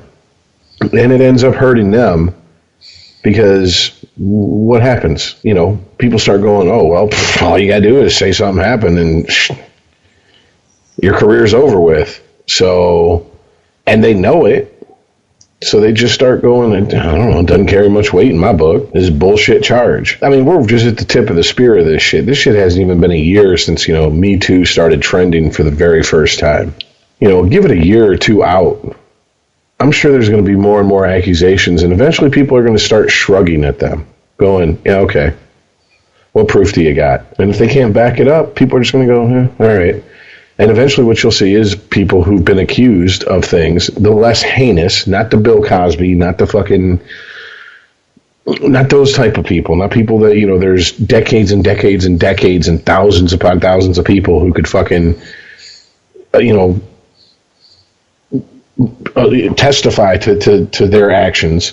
But the people who are accused by one or two, you know, people who have questionable motives, someone's going to hire one of those people that were fired under those questionable accusations. And there'll be a little bit of an outrage, and then it'll go away. And then we'll be right back where we were in the beginning. Because, I mean, look at all the accusations that have come out. And just in the sports world in the last 5-10 years. How many of them have actually went to fucking court? Not many. I mean, yeah. Come on. I can't see Marshall Falk on my TV on Sunday morning now. Him and Or Michael Irvin people on would duke Sunday. it out, and who could wear the loudest suit. And Nothing ever came of that. Somebody said something happened, and then that was it. yeah. But he vaporized. I mean, so yeah, unfortunately, it's I don't know. It's a bad situation. You know, it sucks for the actual victims of sexual assault, And sexual harassment. domestic assault, you know, etc. Because eventually, it's just human nature for people to start going, well, if all it takes is one person to speak up, what are the odds? And let's be honest here, there's also a likability factor. You know, I mean, if someone like Barry Bonds, let's say it comes out in the next month, and Barry Bonds sexually assaulted women who worked for the Giants. Barry Bonds is not a very beloved figure. So a lot of people would believe it based just solely on the fact that I don't like Barry Bonds, so I believe these allegations. Now, if a beloved, you know, figure, Tony Gwynn, Cal Ripken Jr., you know, someone like that, someone who's beloved, if these accusations come out against them, and it's simply a case of a one case of a he said, she said situation, there's going to be people that go, I believe the athlete because I like him. I mean, so we're all guilty of it. Yeah, but the most beloved person on the planet, I think, is Bill Cosby. Mr. Jello himself. You got 40 plus years of accusations and 50 plus women with all have the same story dating back to the late 60s. Yeah, but I'm just saying, you never saw that shit coming. I mean, but when it was one or two, you know, when the rumors were going around, and it was, you know, one or two of the women first came forward, I know plenty of people who were like, I don't know if I buy it. Once it hit about, I don't know, a baker's dozen, it started getting all the stories were exactly the same of women who had never met. Yeah, and it was stretching back decades. Yeah, Yeah, but he's still not in jail. To paraphrase Bill Burr, by victim 37, you start going, all right. But you have to. His trial ended in a mistrial. Yeah, he's going again. You know, hung jury, so they're going to retry him. You know, that's. But once again, how many people since the Me Too thing have been accused of something? How many of them have actually been charged with anything? You know, it's the ratio is way off. Yeah, and even the biggest name in the whole thing, Weinstein. There's only a couple things pending against him. I mean, there's things that have been filed, but nothing's been officially come out yet. And once again, I hate to say it, but I think if we're all going to be honest with each other on this show, when it's an athlete, it really depends upon his public persona as to how much of a pass he's going to get, how much of the benefit of the doubt that person's going to get. I mean, and if you need any proof of it, all you need to do is just look at any time there's a male athlete accused of beating his girlfriend or wife, it makes the headlines, it permeates the headlines for a day or two, and then it goes away until whatever league he's in or team he's on hands down a punishment. But I mean, Hope Solo beat the shit out of her fucking husband to the point where it's an internet meme. What was it? Two WNBA players who are married to each other beat the shit out of each other so bad that the cops showed up and just arrested both of them, threw them in jail, and charged them both with domestic assault. And these are just swept under the rug. Why? Hey, how about something that is always swept under the rug? Nobody really talks about it anymore. Kobe. It's like that shit never happened. It never did happen. What are you talking about? I mean, when he retired, no one brought that shit up at all. I mean, I got to say, their most damning evidence was vaginal bruising. I got to go with what Ralphie May said. 6'8" black guy, 5'3" white girl. I have a theory about why her vag was bruised. Okay, I mean, no, I know, but they don't call him. They don't call him Black Mamba for nothing. All right, I mean, but that was right around the beginning of social media. Like, he escaped that fucking. If that happened now, he's Kobe the rapist. You know what I'm saying? Oh yeah. I mean, what was the worst thing that really came of it? Basically, the one thing that's stuck is the Chappelle skit where he shoots the rubber at the fucking at the wastebasket and goes, Kobe. I was gonna say, what's the worst that came out of that? He had to buy that ring. Yeah, that huge ass rock. Here, baby. I know I'm tired of your fucking worn out vagina, so I found a new one. Here's a ring to prove how much I'm sorry. And basically, that bitch was just like, okay, so my forgiveness can be bought. Well, if you can be bought and paid for, we all know what we call that. I got a carrot for each. I got a carrot for each month you were cheating. Along with Kobe, you still got to talk about Tiger. Hello. Nobody talks about that anymore. Everybody that's on TV now is talking about how he's coming back and can he make the cut. He got back surgery, so he feels no pain. Because Tiger wasn't pulling, he wasn't pulling a Weinstein and beating it into a potted plant. They were willing participants with Tiger. Yeah, they were. And on top of it, I think there's some of them were gamers, by the way. Yeah, I've read the text, and that's not. Excuse me, sorry about that. That's what I was going to say. I think a lot of also what happened was you had guys not in public, not on television or radio, but sitting in the barbershop, sitting at the bar, sitting in the garage having a few drinks going, yo, did you hear what he said, that one bitch? I can't wait to choke you out and fuck that ass that belongs to me. Yo, he got himself a fucking soldier in the sack. I mean, we were like nice.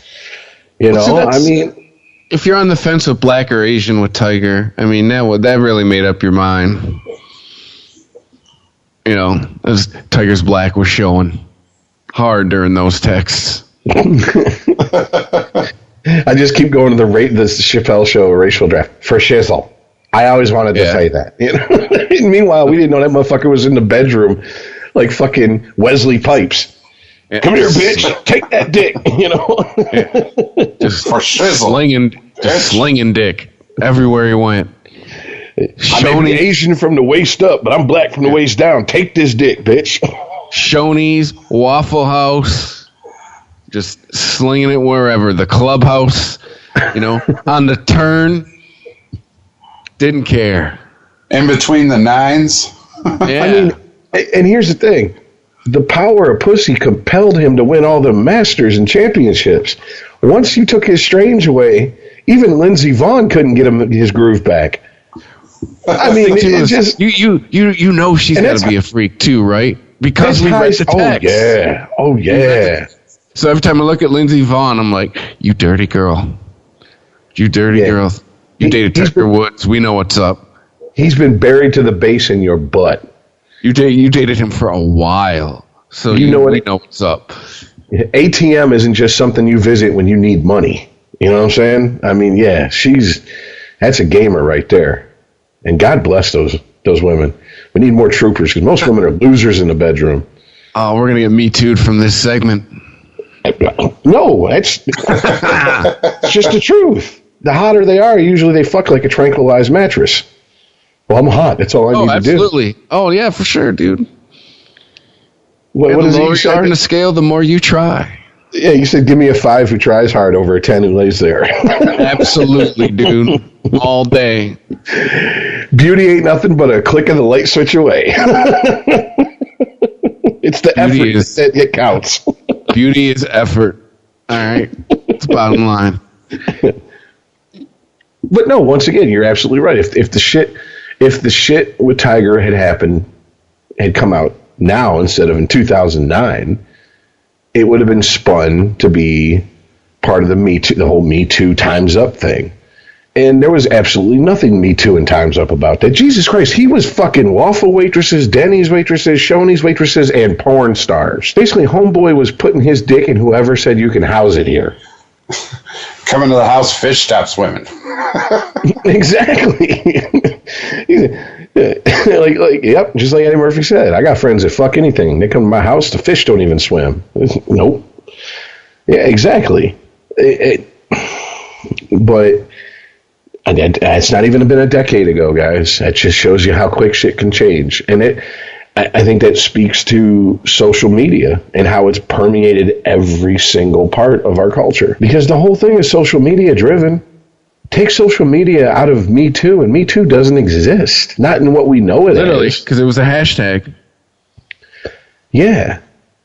I mean, and for fucking years, there was rumors about Harvey Weinstein. You know, I mean, even in the beginning of social media, you had the Ben Roethlisberger accusations. If that happened today, Ben Roethlisberger, actually, that kind of fits him.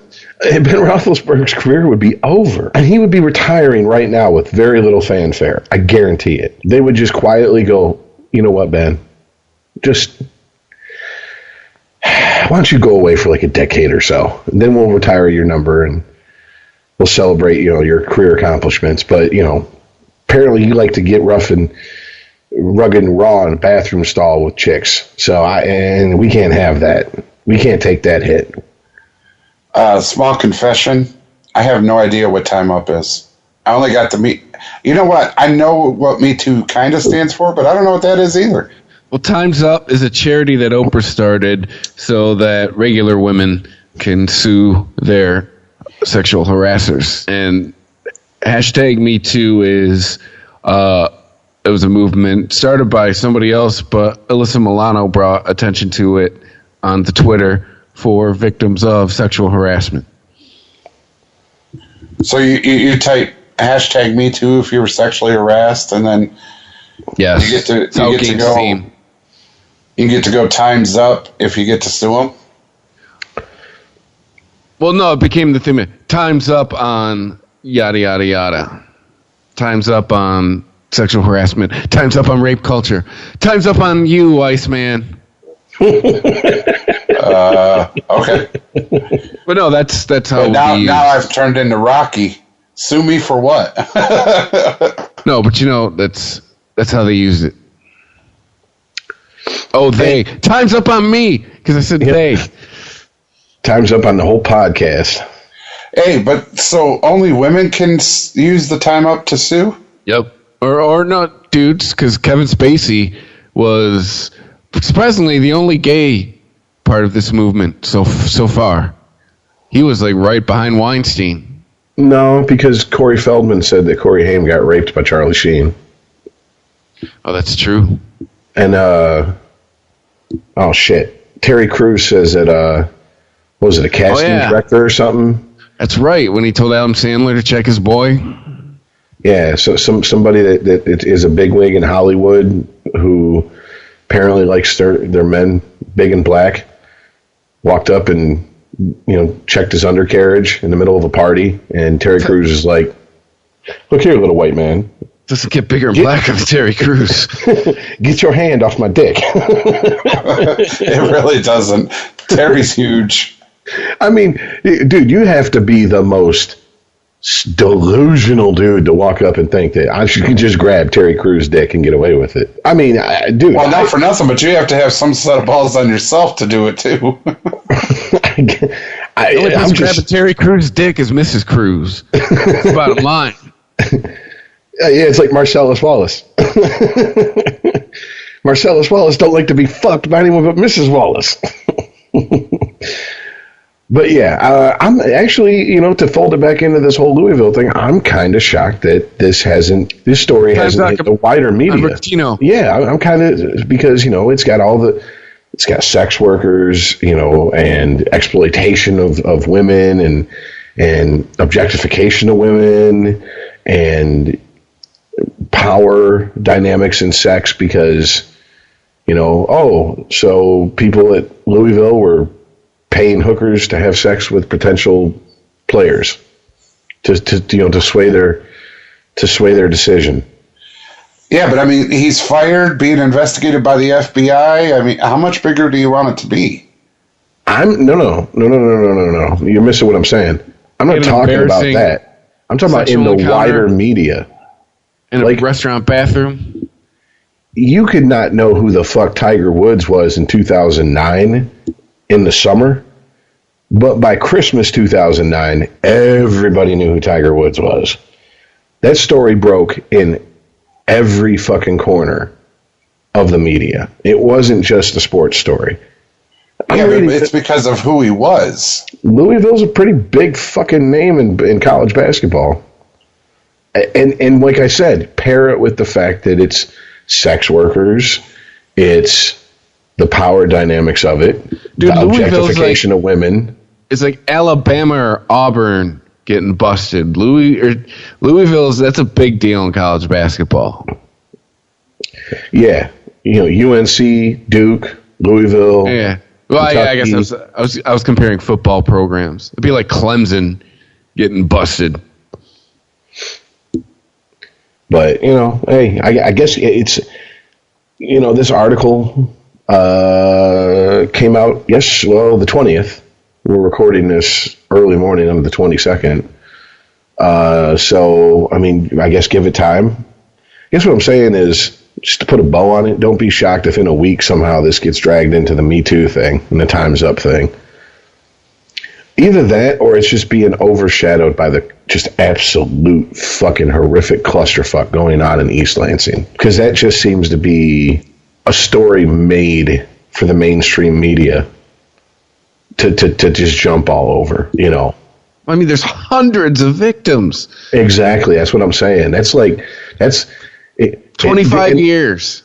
And believe me, I only say this because I feel this way about the media. Yes, I believe they're this cynical. With every victim, some producer was like, oh, God. Oh, keep letting them come forward. Oh, this is just going to get better and better. When that father fucking rushed fucking Nassar in court, every fucking producer for every news fucking agency that was there was like, tell me you got that. Tell me you got that. Yeah, somebody came in a newsroom somewhere. Yeah, and if you don't think that's how it is in the news, take it from two people who went to school for this shit, one of whom worked in the fucking industry. Yeah, that's how they think. And ran away from it screaming. So. I said, I'd rather deliver pizzas than do this again.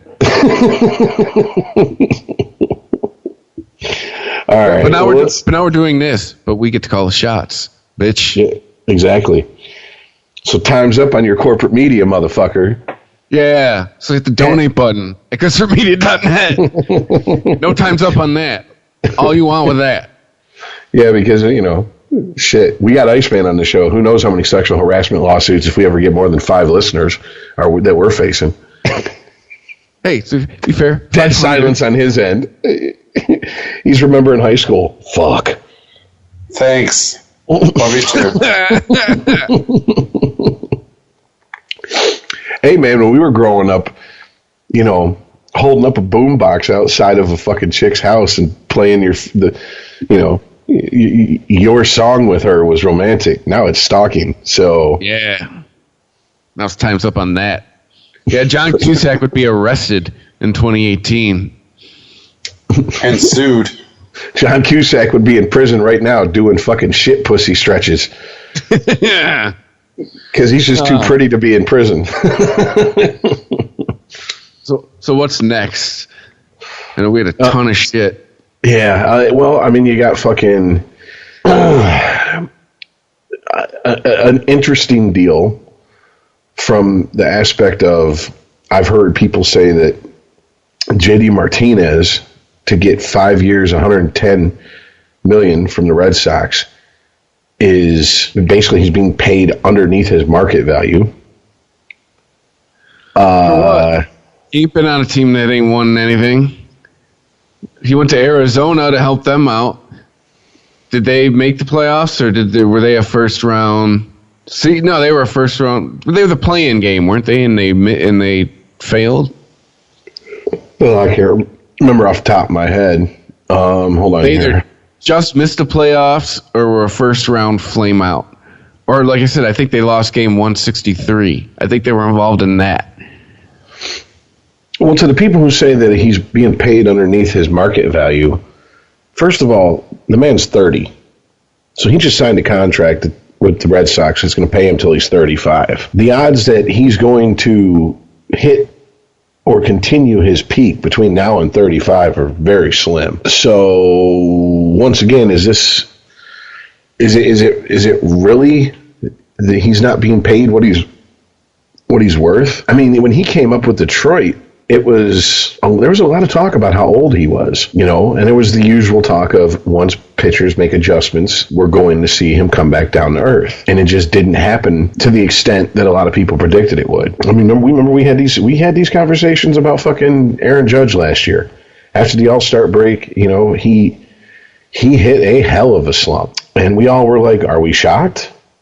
We all said that, you know, What goes up must come down. Once pitchers get enough film on him and they can pick up on his tendencies and make adjustments, then it's up to him to make adjustments. Now, to his credit, he appears to have. Hey, for the record, last year the Diamondbacks did both of what I said. They won game 163 and then went down 0-3 in the NLDS. All right. But excuse me. But he ain't done nothing. What do you mean under his market value? It's just a lot of opinions I've been hearing.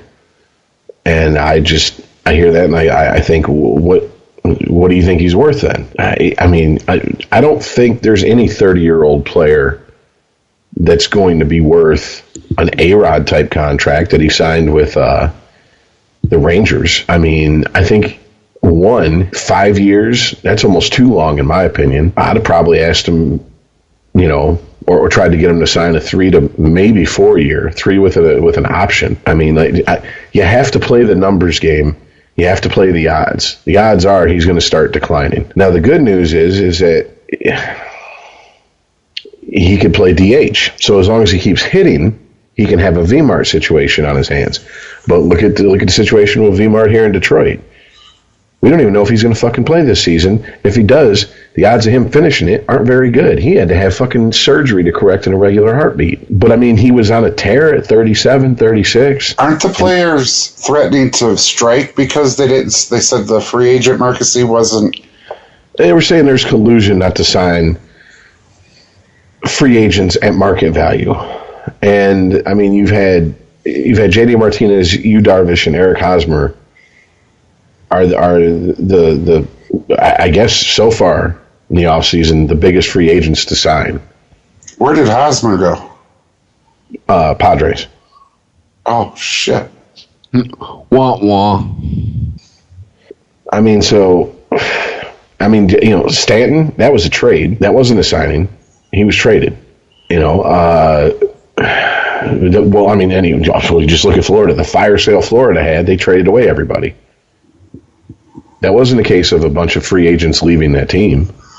Florida pulled the Cleveland Cavaliers. Everybody got to go. You know, and I once again, $110 million, 5 years. Okay. I'd really like to know the specifics of his contract. Is it front loaded? Is it back loaded? I mean, if it's front loaded to where they're paying him more money up front, maybe it's a good deal all around. 30, you're still supposedly in your prime. Is that really his old boss going, hey, come play for me. You got a shot at maybe winning a title, and you can retire here. Uncle Davey going, come here, JD. I don't know.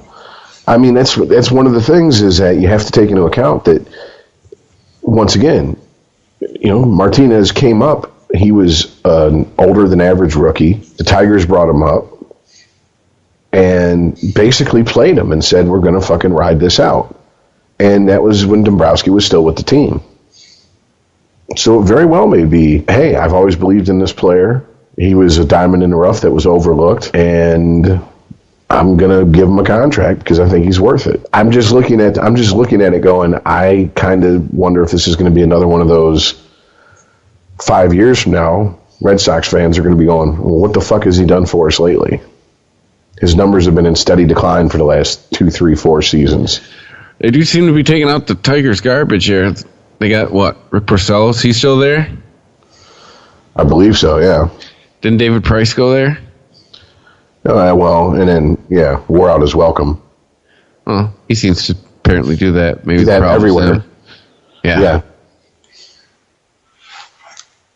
Yeah, as a very wise man once told me, all your failed relationships have one common thread in them. You. So I think David Price needs to have someone fucking pound that into his head a little bit, but that's neither here nor there right now.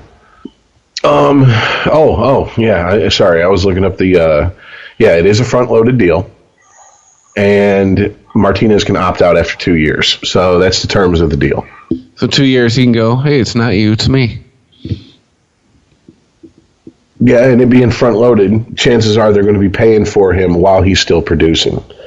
They're not going to do what teams like, the Angels are doing with Pujols and Detroit is doing with Miggy, which is paying them for past performance. Can they just pull the plug on Pujols already? Like, my God, man. Now it's just sad. Ever since he stopped juicing, he sucks. I mean, that's one of those things that, there's no concrete proof, but anecdotal evidence, that's quite a case. You know what I'm saying? You know who else? Ryan Braun. That's another guy. He's now just a fucking nobody.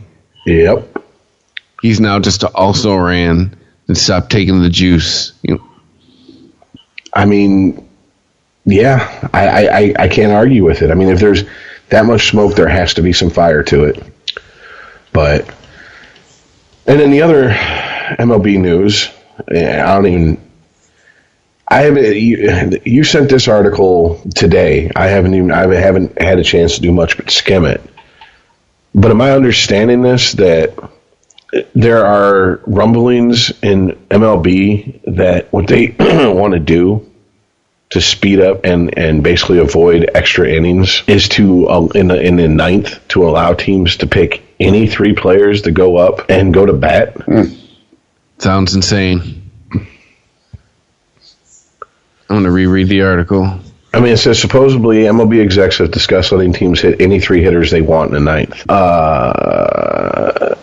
And this is from the article. The unbelievably flawed rationale via a text, and this is a CBS Sports article, by the way, via a text Eisen received was, no other sport has the best players sitting on the bench in the final minutes of the game. Imagine LeBron or Tom Brady or Crosby or Ronaldo watching on the sidelines.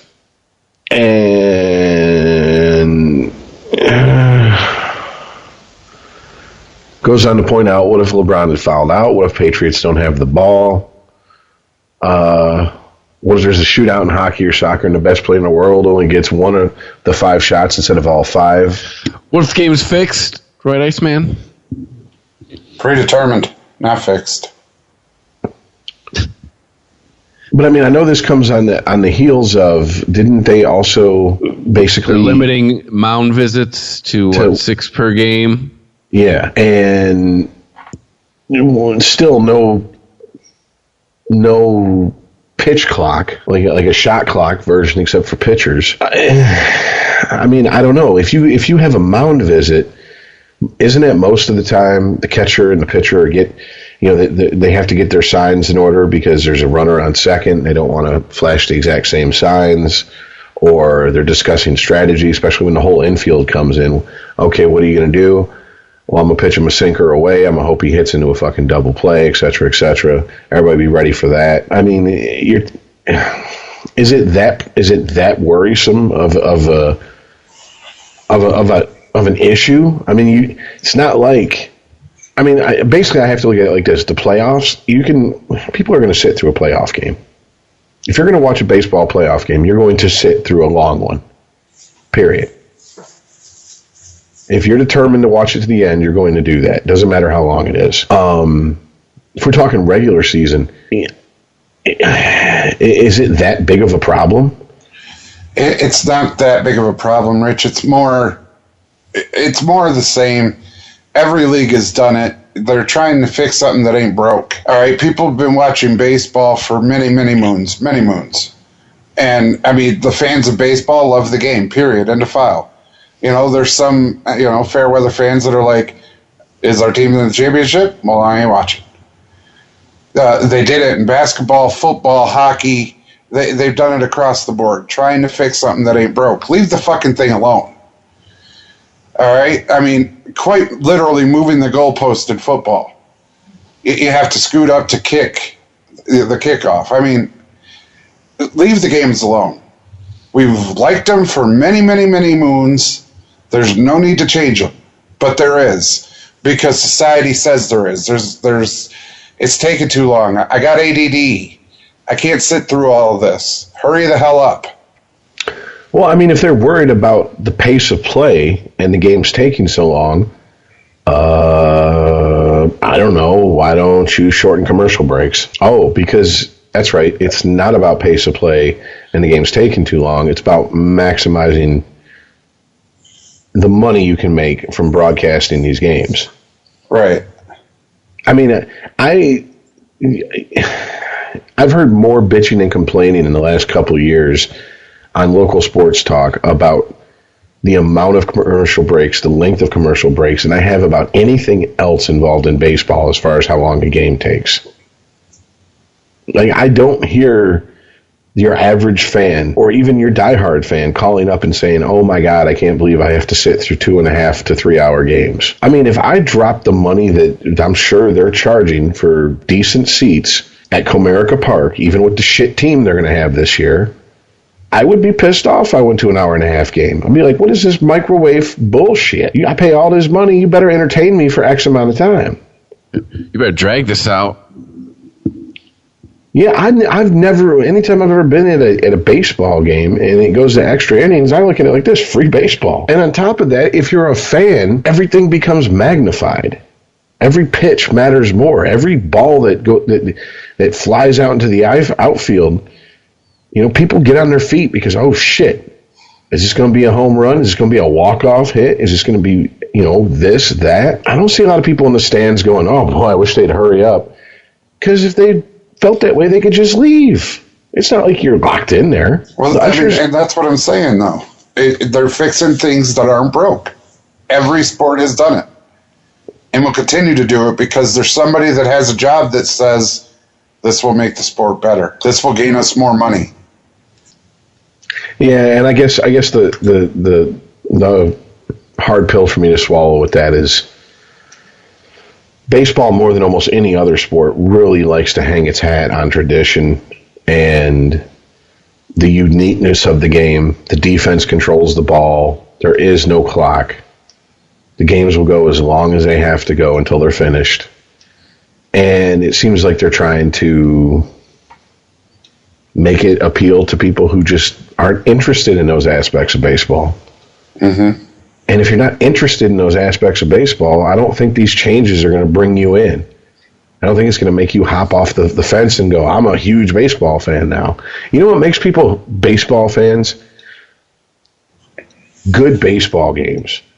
Mm-hmm. Two teams slugging it out, going back and forth. Literally, exactly what I was going to say. Good baseball. Good product. Hey, we'll put it in your marketing terms. Marketing people, give them a good product, and you don't have to alter the product. Yeah, I mean, I think I've told this story on air. I know I've told it to you guys off air separately. 2005, I had season tickets for the Tigers. My wife at the time could not have cared less about baseball. Then after the regular season gets over with, she's glued to the fucking TV during the playoffs in the World Series. She's watching all the games.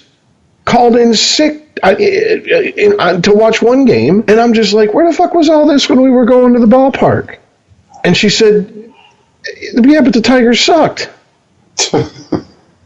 These are good teams playing each other. You can cut the tension with a knife, and also the presentation changes. Your local Fox affiliate is not going to give you the same presentation of a game as a nationally televised game, and I think that's where they could fucking do that more. Is it a cheap ploy to get a close up on the pitcher as he stares into the catchers, to home plate, and he's shaking off the catcher and shit? Yeah, it is. It's. But that's part of the tension and the drama in baseball. So do that with every game. Instead of these wide shots of a pitcher walking around the mound, getting into his fucking stance, et cetera, They know how to present the game in a dramatic way that'll suck the average viewer in. They just don't do it every game, And it doesn't take. I don't want to say defiling, because that's just too strong of a word, to be honest with you. It doesn't take changing the core gameplay to get people interested. No. But ultimately, hey, what do we know, guys? We're not part of the generation that they're looking for anymore. They're looking to make new fans, and they're looking to bring in fans who have no interest in the game. Well, but see, Richard, I'm telling you, they're making the same mistake, and I call it a mistake, because with hockey, the 2-line pass, the goalie in the crease, all the rule changes trying to make it better made a lot of people leave the sport of hockey. And then in football, does anybody, including the refs, know what a fucking catch is these days? No. It's the same mistake every sport makes, trying to appeal to a different audience. What do you do? The ninth inning rolls around. You let the manager pick any 3 players he wants to go up to bat. Now, what happens is if at the end of the ninth inning the game's still tied, does he get to continue to pick the players he wants to go up at bat? And if he doesn't, where do they pick back up in the batting rotation? Right. I mean, these are things that it's like you are literally fucking with the DNA of the game, and that if the game was fundamentally flawed and losing money because of it, I could understand fucking with the recipe. But it's not. Baseball's pretty goddamn popular at the moment. I mean, you've had a lot of historical things happen in the last 15 years in the baseball world. The Cubs, the Red Sox winning the World Series. You've had teams that were dead for decades make the World Series multiple times. Cleveland, Detroit. Houston. Exactly. Yeah. I mean, so you have the interest. Stop fucking with the recipe. Do we need to like kick open a bunch of these executives' doors and find an old can of new Coke and make them drink that 30-year-old shit and go, now do you see why people wanted classic Coke back? Don't fuck with a winner.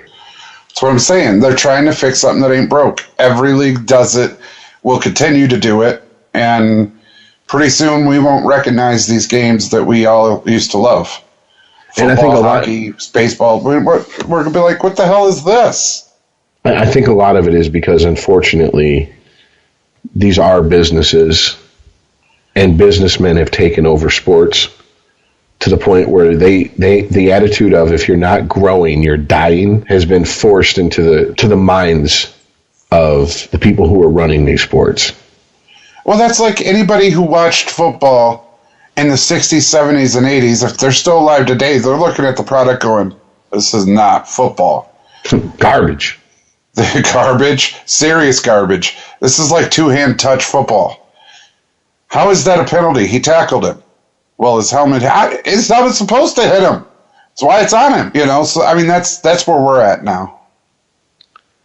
Well, it is, you did bring up a good point, and I'm going to use it to segue into another sport, but it's along the same lines. Look at what the NHL is doing as far as shooting themselves in the foot by banning the players from playing in the Olympics. Surprise, surprise, surprise. The ratings are down. Less people are watching Olympic hockey. What, you mean no one wants to watch people they've never heard of? Get the fuck out of here. Well, and this flies in the face of the NHL's stated goal to become bigger internationally. This is your chance to showcase your talent to the world. I wonder if the KHL was allowed to play. Hold on. I think they were. We're just fact-checking it. But I recall, actually...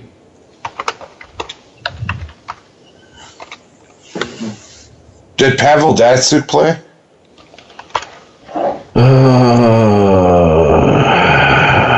Okay, hold on here.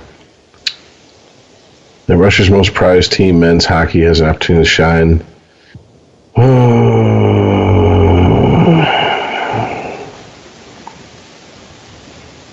Without the NHL talent? Okay, yeah, wonderful. I want to hear about the KHL. Okay, hold on a sec. Other countries have found replacements in Russia, players competing in the Continental Hockey League, the world's second best league. It's centered in Russia, but takes in clubs from Central Europe to Asia. Several countries have drawn heavily from the KHL for the Olympics. Yes, yeah, Canada has 13 players, Sweden has 10, and Finland has 16. So Finland's basically a KHL team. Yeah, because you're only allowed 22. So, I mean, once again, thank you, Bettman. I mean, even the article talking about it, they call it a head scratcher. It says the decision to ban players from representing their countries during the Olympics was a head scratcher. It flew in the face of the league's agenda to expand to the sport's international footprint and forced Team USA to build a team from scratch in less than a year. The results were predictable. NBC Sports Chairman Mark Lazarus just confirmed what everyone already knew. The lack of NHL has hurt Olympic hockey viewership. Now, here's an interesting thing to this. What's going to happen when the NHL goes back to the negotiating table with NBC? Because NBC's Olympic ratings are taking the hit because the NHL wouldn't let their players play in the Olympics. So you're already fighting for a national channel to broadcast your sport, and by refusing to let your players play in the Olympics, you're hurting the only channel that would even fucking come to the negotiation table with you. This is classic Bettman. This is classic post-1993 NHL. They may possibly be told to get fucked at their next negotiations. Wouldn't you if you were an NBC sports executive? Or at least go, guess what? You're going to sign a contract and you have no fucking demands. Pretty much. I would fuck them if I was to give them a contract for TV. It would be just the lowest in history. You should send in the phrase weak titty bullshit into NBC Sports to see if they will use it at the negotiations.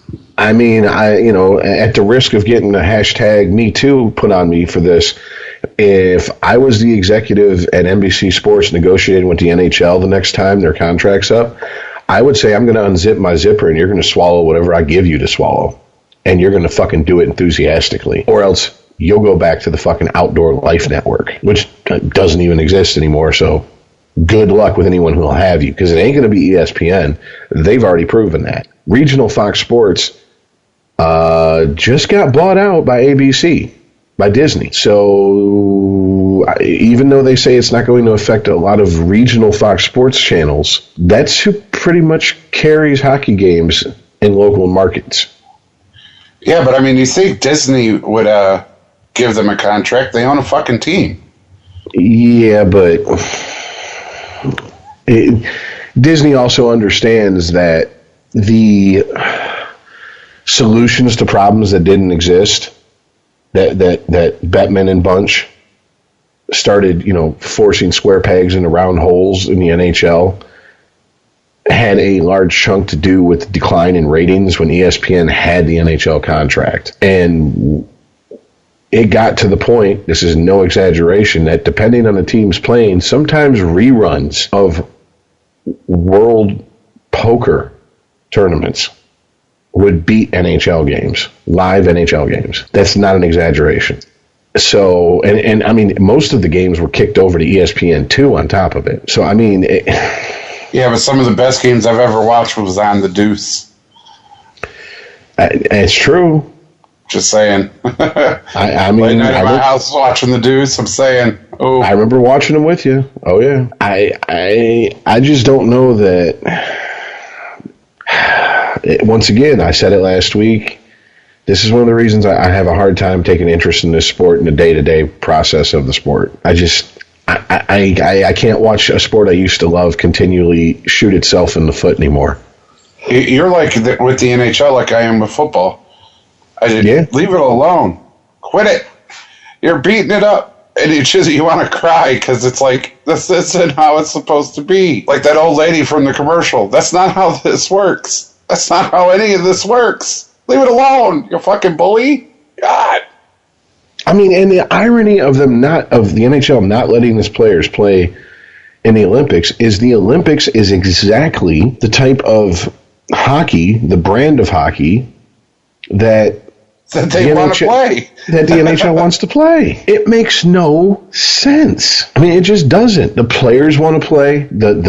You're going to tell me that the national teams don't want the best players in the world on their teams? You're going to tell me that U.S. and Canada wouldn't stock their teams with players from North America? You're going to tell me that Russia wouldn't love to have fucking players in the NHL? Ovechkin on their fucking team? Really? Really? I mean, here's the real bitch of the situation. To players not from North America, not raised on North American hockey, players who were raised on the Olympic style, the European style of hockey, it probably means more to them to win Olympic gold than it does to win a Stanley Cup, because the Stanley Cup doesn't hold the same place of honor in their minds coming from regions of the world where it just wasn't it wasn't the trophy to win. The pinnacle of hockey. No, the pinnacle of hockey was that gold medal. And hearing your national anthem played while you stand on a podium. That was the pinnacle of hockey for them. But the pinnacle of any sport is a gold medal in the Olympics. I don't care if it's winter or summer. The pinnacle is that I'm not the best in this league. I'm the best in this fucking world, yo. And see, that's where I understand where you're coming from, and I get that. But if I had, in a parallel universe, been able to play professional hockey, I would rather win a Stanley Cup than win a gold medal. I'm not saying that I'd turn down a gold medal, but if it was an either-or situation, give me the Stanley Cup. Not me. I want to know that I'm the best in the fucking world. I don't want to sit in a corner of the world and go, well, I'm better than all these chumps. Look at my cup. I want to look at everybody across the entire planet and go, ain't one of you motherfuckers good enough to beat us? Yeah, but you also have to remember up until, last 10, 15 years, the best players in the entire world were in the NHL, and they were playing in the Olympics. So for them, it was a have their cake and eat it too thing. I'll prove it to you, Rich. In 1980, who won the Stanley Cup? Islanders. They won the Stanley Cup. Yeah, Islanders were a dynasty in the first part of the 80s. Fucking Wikipedia bastard. We're supposed to know that. Because I can type that quick, right? No, I'm just saying your knowledge of the NHL compels you. I'm just saying. your Wikipedia of the NHL. Oh, so this I'm your an first asshole. day? I'm an asshole because I know shit. Yes. I'm here. Iceman reminds me of that meme, that science, just a bunch of assholes trying to prove shit. Right. But most people don't know in the 1980 NHL year that it was the Islanders, but everybody knows that USA won the gold medal. No, I got you. But also at that point, the NHL wasn't playing in the Olympics. So what I'm getting at is that the best of both worlds is possible. The NHL can have its cake and eat it too. The players can compete for their country in the Olympics if the NHL allows them to. Right. And then also go win a Stanley Cup. That would be, I mean, if I was a professional hockey player, dude, my dick would grow by like 7 inches if I could fucking win a gold medal and a Stanley Cup in the same year. Yeah. I wouldn't even wear clothes. I'd just walk around, dick swinging. Stanley Cup over one shoulder, gold medal around my neck. What's it? Gold medal hanging off the dick. Yeah, exactly. Tie a yellow ribbon. I might even trim up down there and give my pubic hair some hockey hair. You know, business in the front, party in the back. His dick's got a mullet. His dick's got a Kentucky waterfall. Look at that. I mean, once again, thank you, NHL, for shooting yourself and the sport in the foot. And for what reason? I'm sure there's owners somewhere going, well, I don't want my best players possibly getting hurt in the Olympics. Yeah, and I understand that. But what's more important, you short-sighted motherfuckers? Save a penny now or make a couple dollars down the road. It's called being penny foolish or penny smart and dollar foolish. I can't see the NBA saying that the NBA players can't compete in the Summer Olympics. Could you imagine the amount of we don't give a fuck if the NBA said, no, if you play in the NBA, you can't play for your country? I mean, it would Someone might be told to eat a bag of dicks. Yeah. Dude, the whole country would go, who gives a fuck about Olympic basketball? That's why Olympic baseball no longer exists, and we have the World Baseball Classic. Because they were like, no. Nobody from the MLB is going to play in the Olympics. And after what? I think it was 88? Baseball said, well, then fuck it. What's the point of playing in the Olympics? And then 15 years later, the World Baseball Classic started to basically to take the place of that. And that's proved to be a huge fucking event. And maybe not in North America, but North America isn't the entire world. Right. And that's once again what they're fucking missing out on.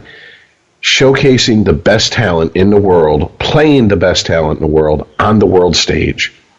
Right. And see, that goes back all the way back to your question. Stanley Cup, gold medal. Gold fucking medal. Stanley Cup, great prize. Would love to have one. But gold medal, I'm renowned throughout the fucking planet. Everybody knows me. Really?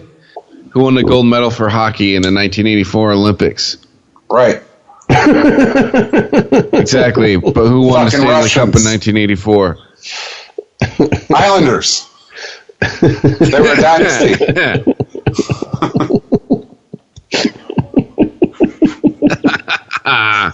Somebody poke Rich. Yeah. It's just funny because I'm just like, yeah. I can't tell you who fucking won. I don't know who won a gold medal in '84. Why would I know that shit? The Russians. Making my point. But I can tell you who won in '84.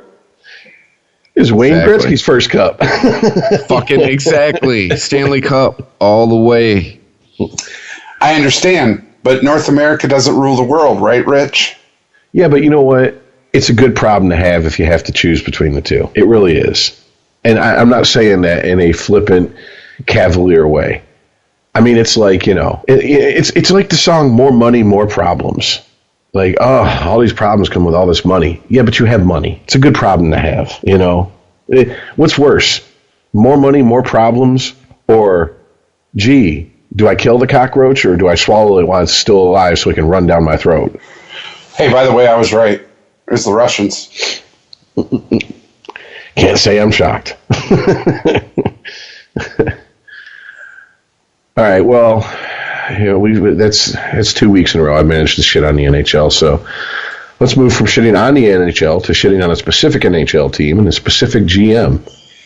I gotta damn wonder. sure ain't the Golden Knights. Jesus Christ, those guys. No, it ain't them, and I'm starting to wonder if we need to check Ken Holland for signs of having a stroke, because he traded Mrazek for a 4th-round conditional pick in 2018 draft and a 3rd-round conditional pick in the 2019 draft. Yeah, and I don't know what that was all about. You have to be fucking kidding me. I mean, first of all, he traded within the conference, trade him to the Flyers, all right? So he's in the Eastern Conference. You're going to see him a lot more than you would if he wasn't. He's a younger goalie than Howard, the goalie he kept. And on top of this, I mean, this is real hockey nerd shit, but when the expansion draft happened and they asked Ken Holland, Detroit's general manager, why did you protect Jimmy Howard, but not Peter Mrazek? He said, we protected our best goalie. Is that the type of GM you want?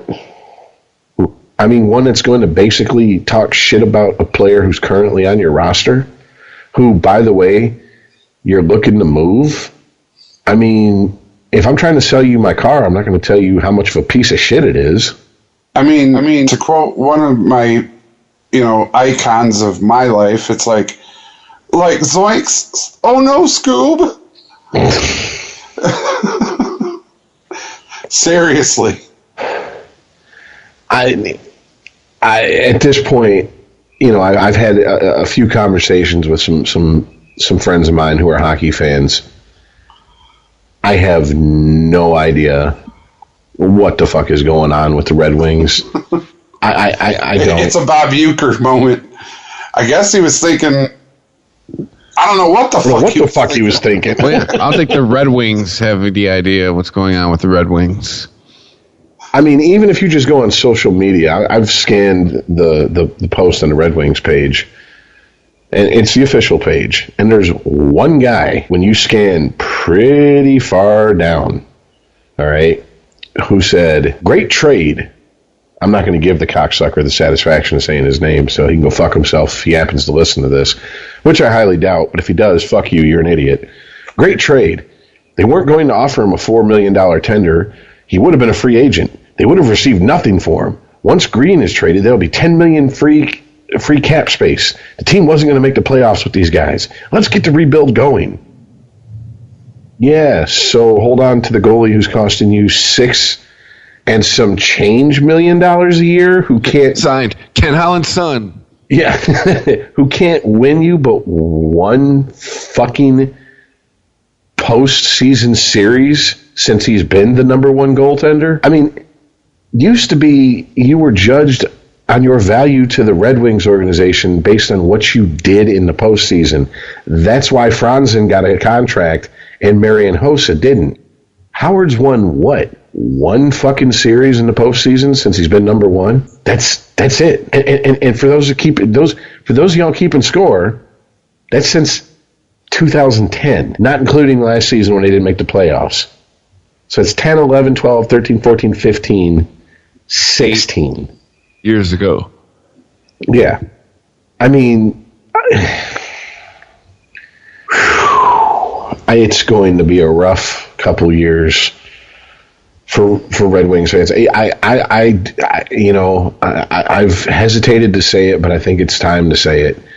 I think we're approaching like DEFCON 4, and it might be a decade of the Dead Things. Dead Things 2.0. Yeah. I'm not joking. I don't know what the fuck's going on with Blashill. He's obviously not a fucking NHL coach. He's great in the AHL. Put him back there. Let him train up the fucking young guys there. You can't have a fucking minor league hockey team representing an NHL team. It's not going to work.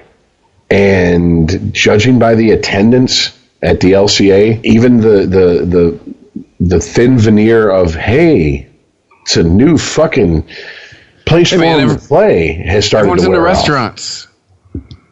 Well, they ain't in the seats, that's for damn sure. I mean, it's pretty pathetic when they scan the fucking crowd. And I'm not talking the late arrivers. I'm talking dead nuts middle of the game. And I'm seeing a lot of empty seats. And I'm hearing stories of people buying fucking nosebleed seats and moving up halfway through the first period. That used to be something you did halfway through the third period. They all use the bathroom at the same time. It's just bad timing with the camera. Is it the spin? Well, I don't know. It's ugly. It's trade. I mean, look, I understand that keeping Howard, you were going to get fucked with the contract Howard has one way or the other. But what did you get for fucking Mrazek? Conditional draft picks? Chris, you fucking read their record off last week. They're playing 500 hockey. That's not good enough to get you in the fucking draft lottery. Double-digit odds of getting that number 1 overall pick. I mean, it's not even like they can set themselves up and tank, you know what I'm saying, and reap the rewards of that. I just... I don't know. Wow, so ESPN's drop-down menu has the NFL, the NBA, the MLB, NCAA men's, soccer, Pyeongchang 2018, and the NHL is under their ... menu. There you go. There's what they think of you, NHL. And like it or not, I know a lot of people hate the Red Wings who aren't Red Wings fans. That's actually, and I bristle when people compare the Red Wings as a franchise to the New York Yankees, because I just say, okay, well, you're just ignorant of history, because you have to go look at how many Cups Montreal's won and how many championships the New York Yankees have won. And they go, oh, I'm talking about recent history. Oh, okay. Well, you're still ignorant of fucking history overall, so sit your ignorant ass down. But the truth is, when the Red Wings are doing well, just like the Yankees, it gives the whole league a bad guy.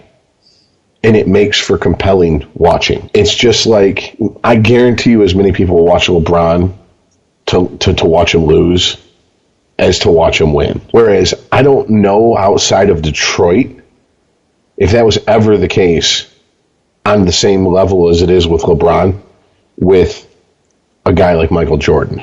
I mean, by the time his 6th appearance in the finals came around against the Jazz, wasn't pretty much everybody on board with just go ahead and win it, and just do it? Pretty much. Even people Even in the Detroit Jazz are like passing to him. Yeah, Stockton's like, here, just take this. Yeah, what you're going to do, just take it.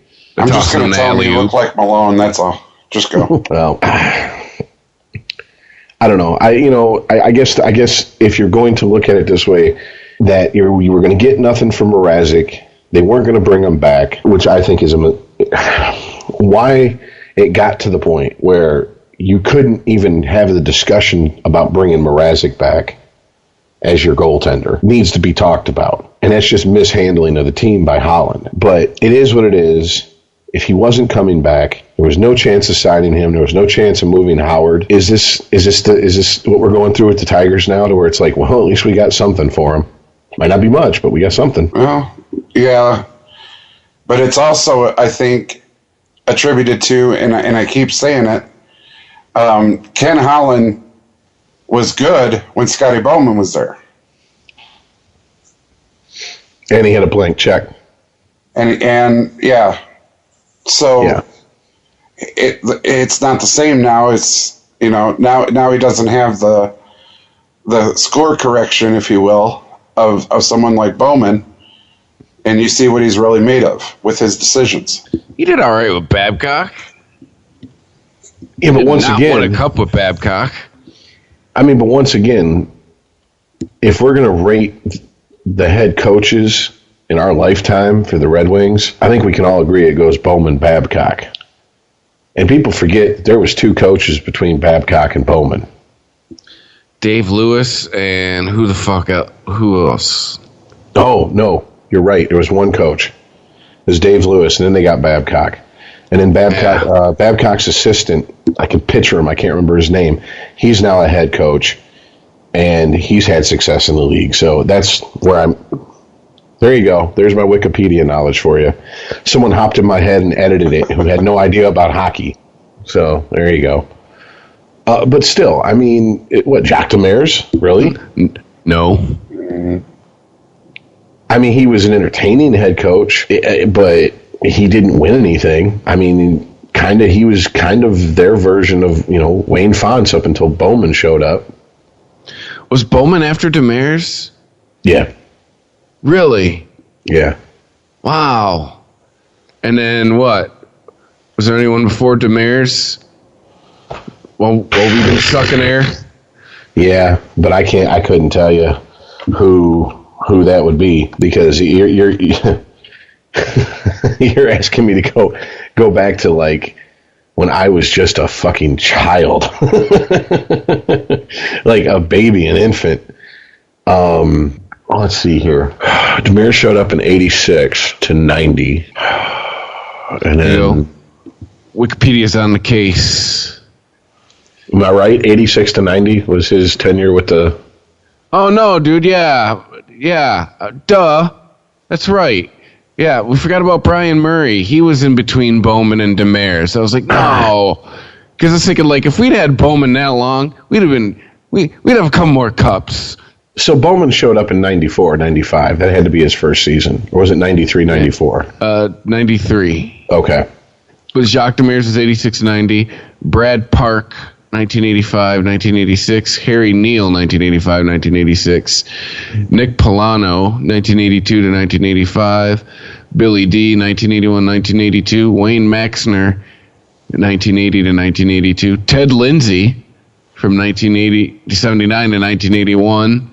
Bobby Crum, from 1977 to 80. And then Larry Wilson from 76 to 77. If I remember correctly, Ted Lindsay was also a front office guy. So I think he was literally just an intern head coach when he needed to be. And it sounded like he had a pretty short tenure with the team as is. But if you listen to how long those players were with those with the Red Wings those coaches were with the Red Wings as coaches, they weren't very fucking long. So that tells you, just how much, they were fucking, what they were doing in the league, not much. And I also want to mention for our listeners that were listening to Chris read all those coaches that he was reading off the MRI brain scan of Rich. AKA Wikipedia of NHL. Mm-hmm. Wait, who the fuck is this Barry Smith? You're right. There were two coaches Wait. Hold on. Hey, Rich is smarter than the fucking internet, dude. That's how fucking in-depth NHL Rich is. Barry Smith coached 5 games for the Red Wings in 1998 after head coach Scotty Bowman was unable to start the season behind the bench due to a knee injury. All right. 2 coaches. He was right. Who the fuck is this guy? And Barry Smith is, I believe the coach I was talking about that went on to coach...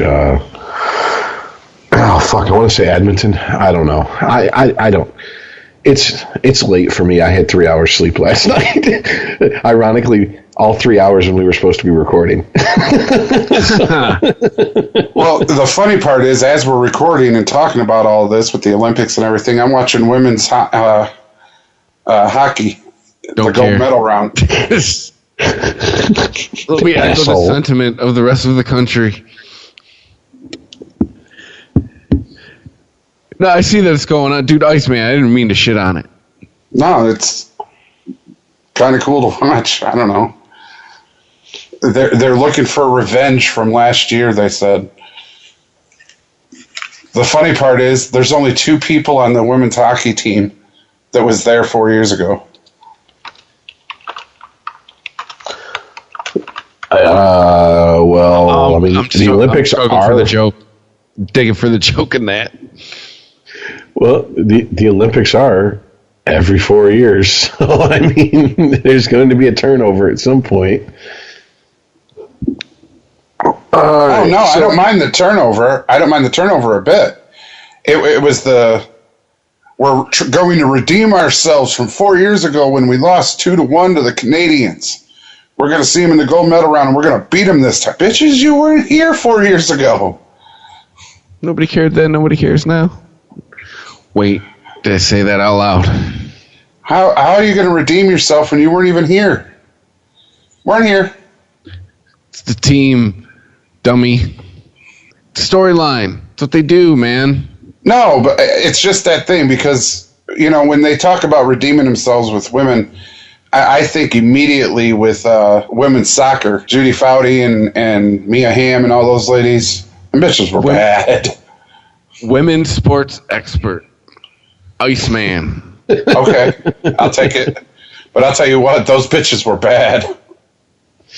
All right, well, since we're going to talk about women's sports, let's talk about football. Women's sports. There it is. What watches the All-Star games? Basically, I'm saying that they're a bunch of bitches these days compared to 60s, 70s, and 80s. No, and I just hope I never run into a professional football player that heard me say that because he'd stomp the shit out of me. No, he wouldn't. He would two-hand touch you and go, fall down, bitch. Down. Really? Come on. Two-hand touch, No you're way. down.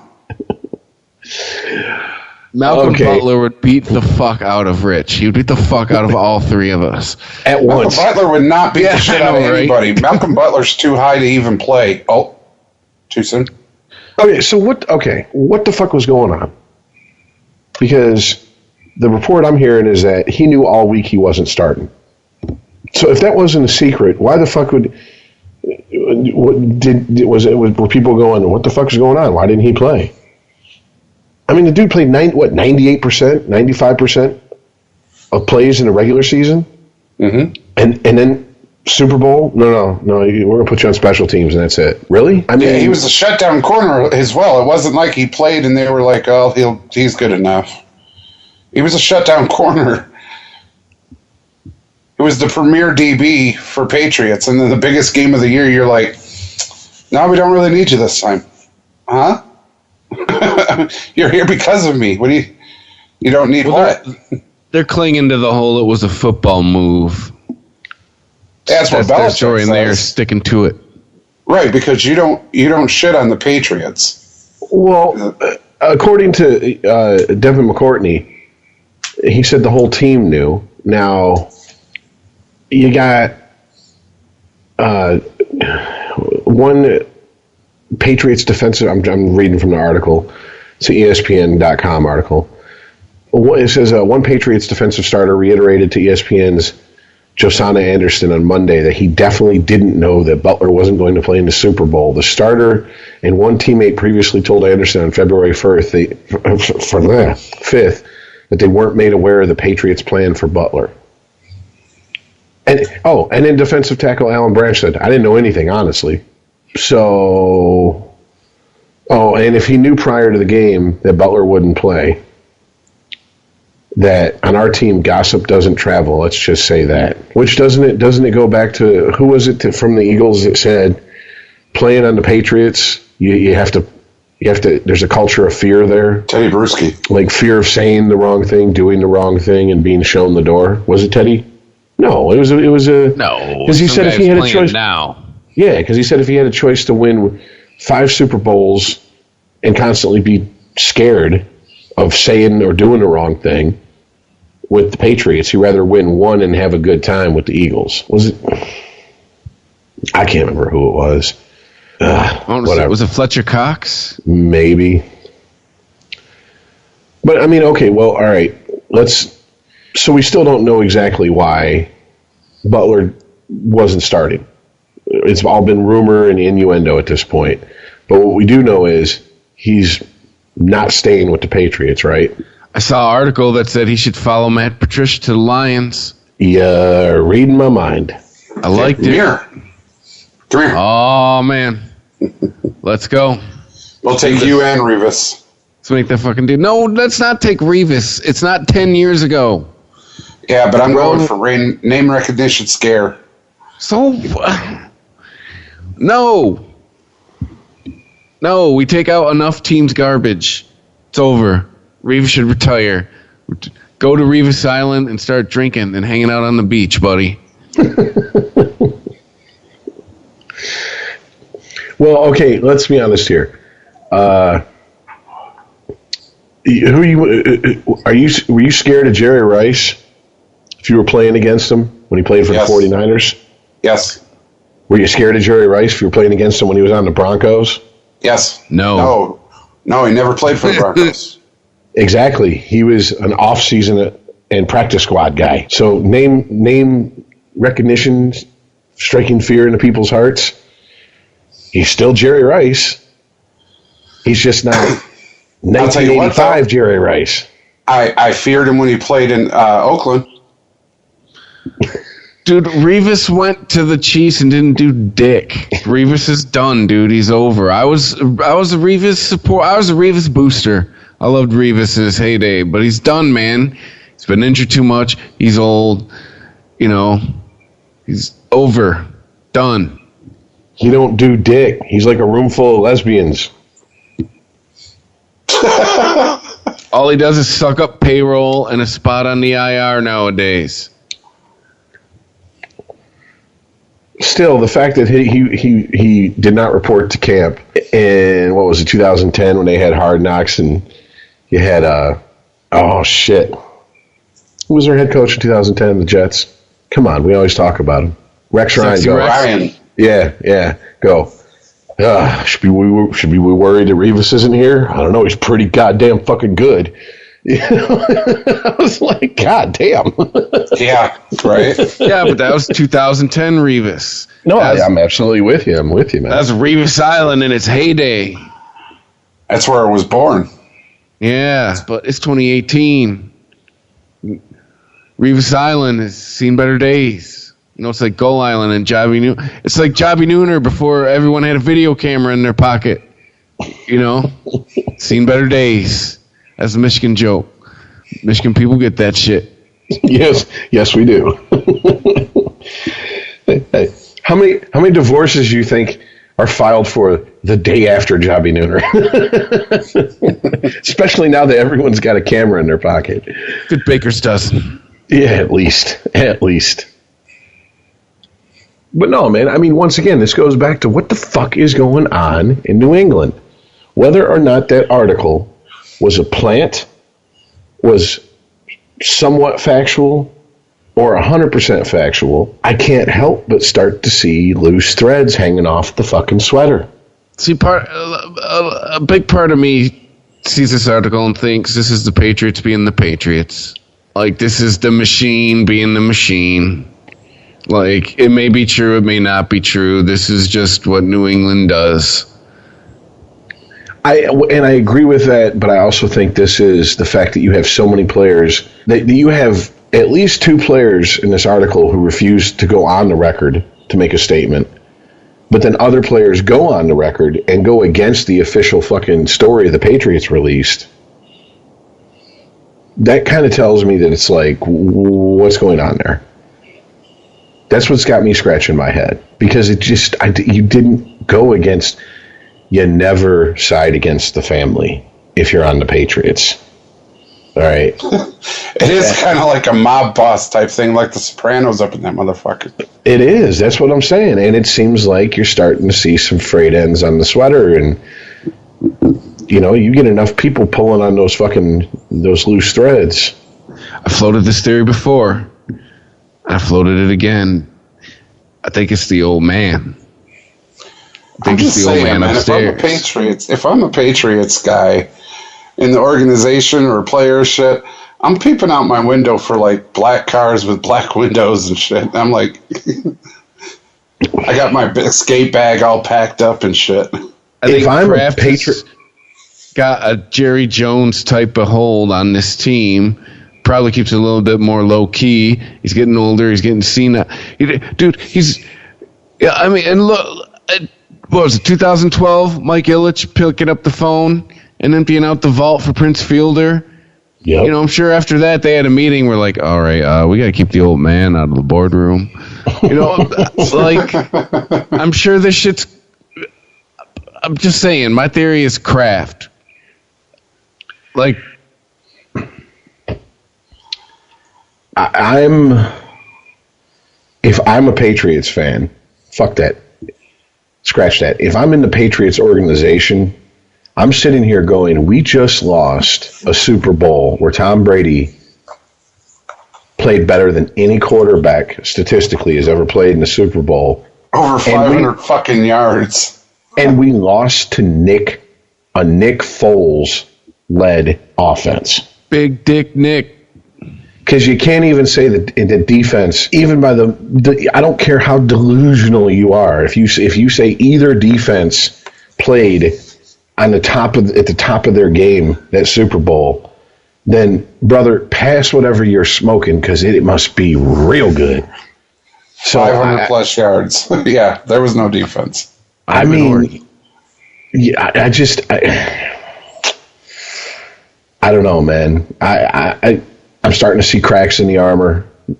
Maybe I shouldn't, but I just get the feeling that whatever intangible thing, culture that kept them all on the same page and they were able to be the machine that chewed up players and spit them out at just the right time. I mean, maybe I'm jumping the gun, but to me it seems like, it's something's not right here. Something's rotten in the state of Denmark. I have no other way to put it. And I mean, I think if Butler follows Patricia to Detroit, I would have Wood. Dude, Iceman, you know you would have Wood.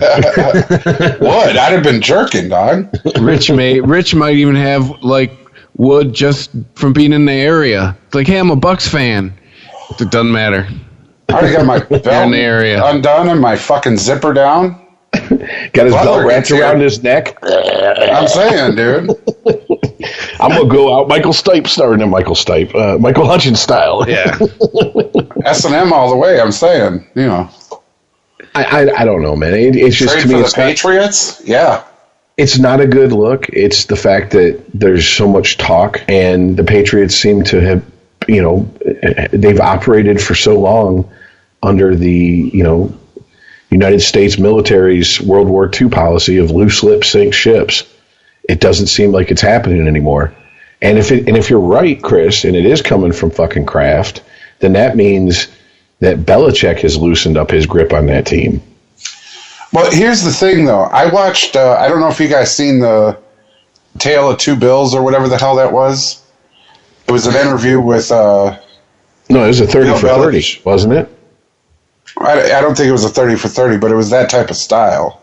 Gotcha, okay. It was Bill Belichick and Bill Parcells. Yeah. When they let Bill Parcells go, it was kind of the same thing that's happening now. Just a bunch of shit talking, a bunch of nonsense happening, and when I watched that, I'm like, well, damn, that kind of seems like it's happening now to the Patriots. So that tells me that Bill Belichick's wanting to leave, and somehow Robert Kraft has an issue with it. Well, if he's got half a brain cell in his head, he's got an issue with it, because how do you follow the best NFL coach in the history of the game? You don't. You become that guy. I mean, the best that they can hope for is a Mike Tomlin type situation, really, at this point, what they're hoping for is that it becomes like the Steelers. 3 coaches in 40 years, and they all had success. They all won. That's the best you can hope for. And I don't know if New England can survive the ups and downs that has came with sticking with those coaches.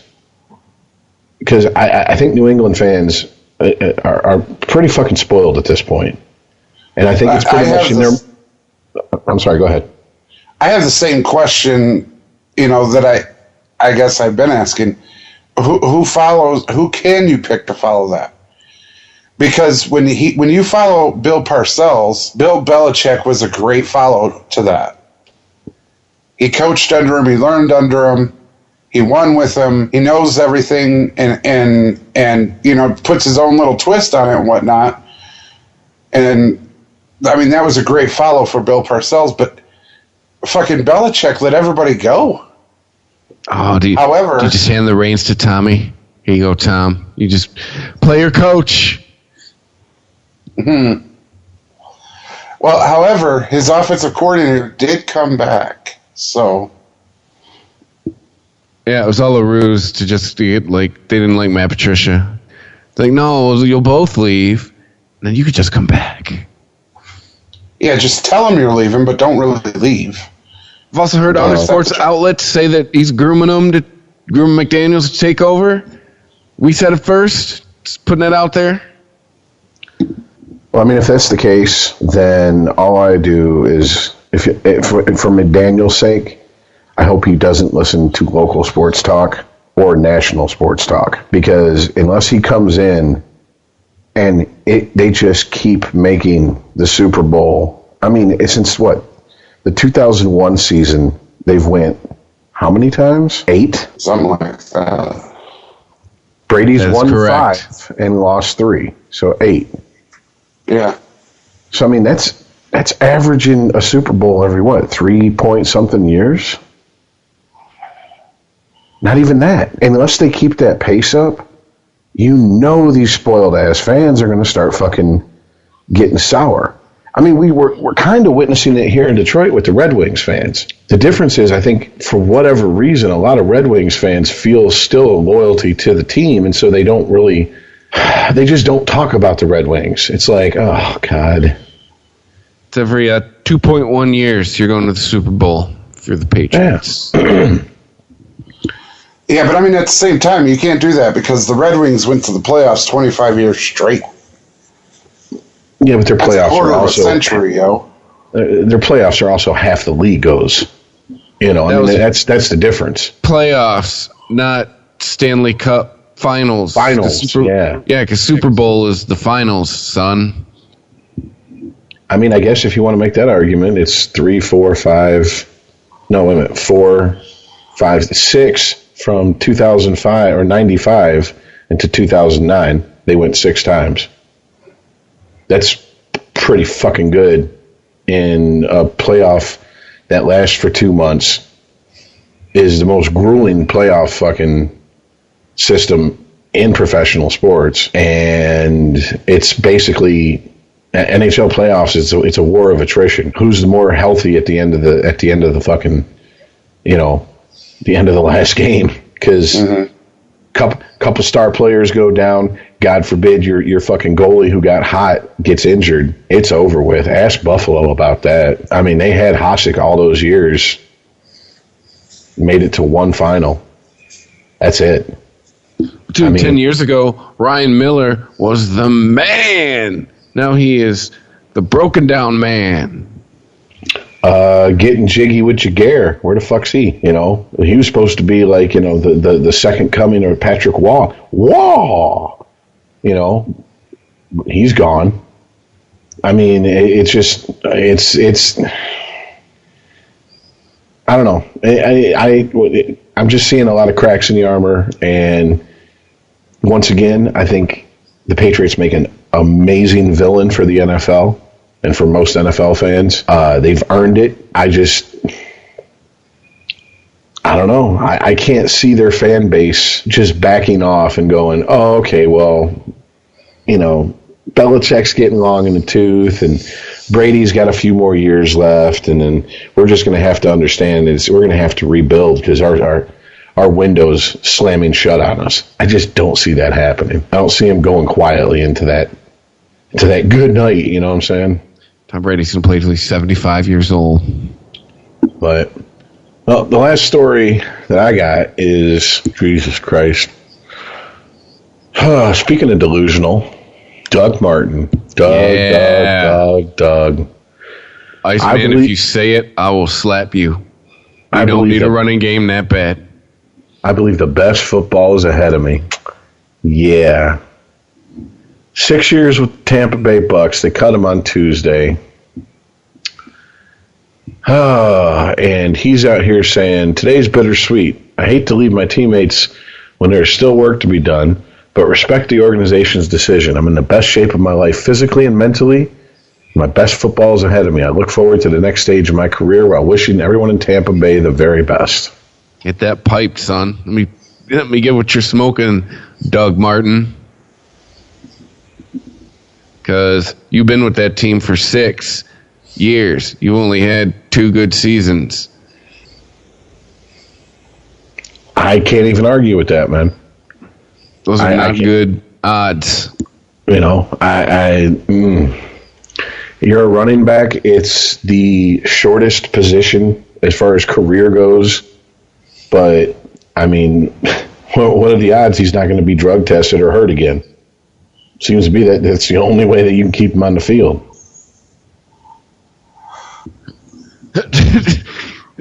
Big crack his signing bonus. I don't know. Is crack a performance-enhancing drug? At this point, give him some Flocka and let him go out there and run. Come to Detroit. We got the biggest rocks. I got a 50 rock. Here you go. What am I going to smoke that out of? Don't worry. We got a piece of 2-inch pipe.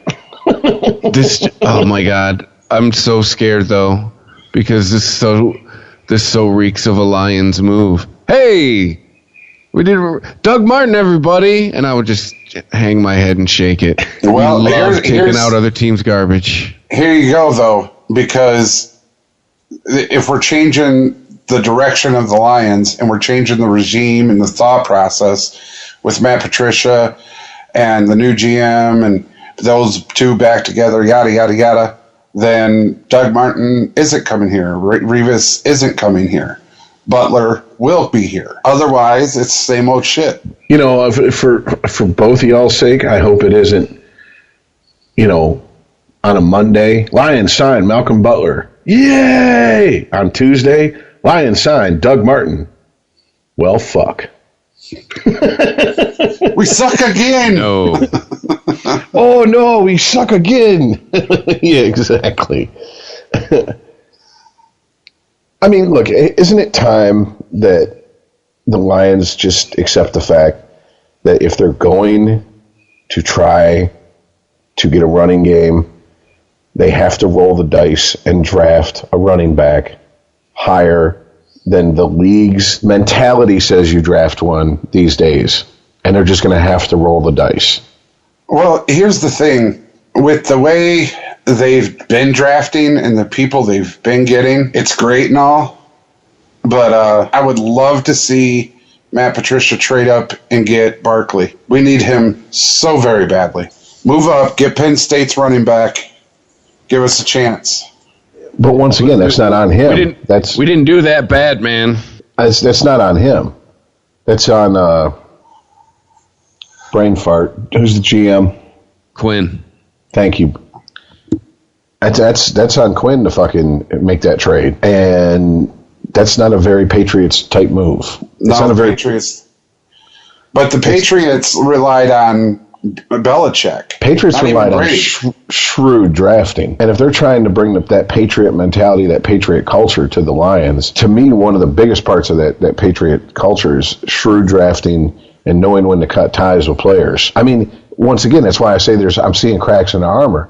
2 players they cut just beat them in the Super Bowl. That never used to happen with the Patriots. When the Patriots cut a player or let a player go or didn't re-sign a player, it was, oh shit, his career's over. It was just go get a payday at that point for him. You knew he wasn't going to be fucking holding up the Lombardi trophy ever again. Now they said goodbye to 2 players. Those 2 players came back and were fucking dancing while they're crying on the sidelines at the end of the season. I mean, 2-time Super Bowl winning running back LeGarrette Blount. I still cannot fucking believe that, man. But yeah, there you go. You know, another former. That guy has 2 Super Bowl rings. Get the fuck out of here. From 2 different teams, back to back. But yeah, Doug Martin. He's getting paid for the rest of his career. That's what that means. Unlike Doug Martin. Doug Martin, look, when he played well, he was fun to watch. He's great to have on your team in Madden. Yeah, but then again, I won the rushing title and fucking sent LeGarrette Blount to the Hall of Fame in Madden. So in real life, he's like 3 Super Bowl wins total in his career behind where I had him when he retired. So, but yeah, that's one of those things. It's like, dude, just accept that your career is done. Let's be honest. Get your payday. Play whatever role that whatever team's willing to pay you, ask you to play, and look for your opening. But if he's walking around saying he believes his best football's ahead of him, I'm going to have to put him in the "you're fucking delusional" camp. And guys who are in that camp never do what I just said. You and Johnny Manziel gonna have a crazy party together, Mr. I'm bipolar.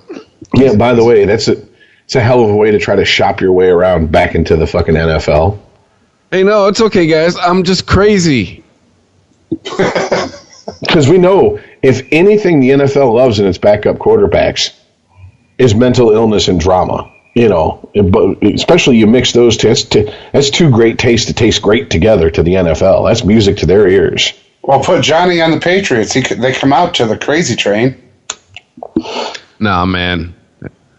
Fuck. That guy wouldn't be allowed to carry the jock straps, the Patriots organization.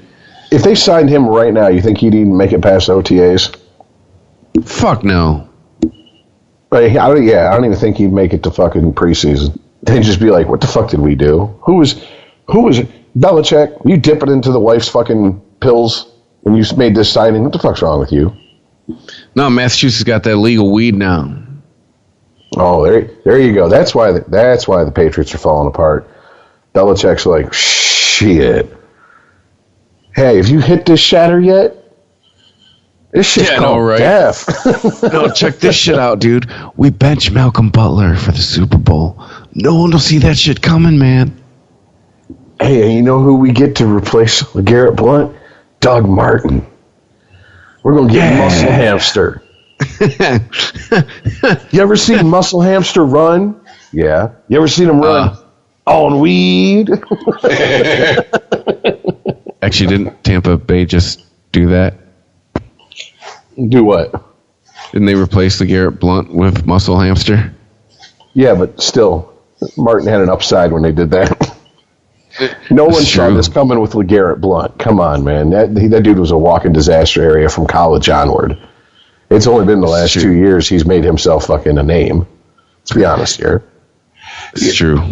I'm gonna do a callback from like way back at the beginning of the show.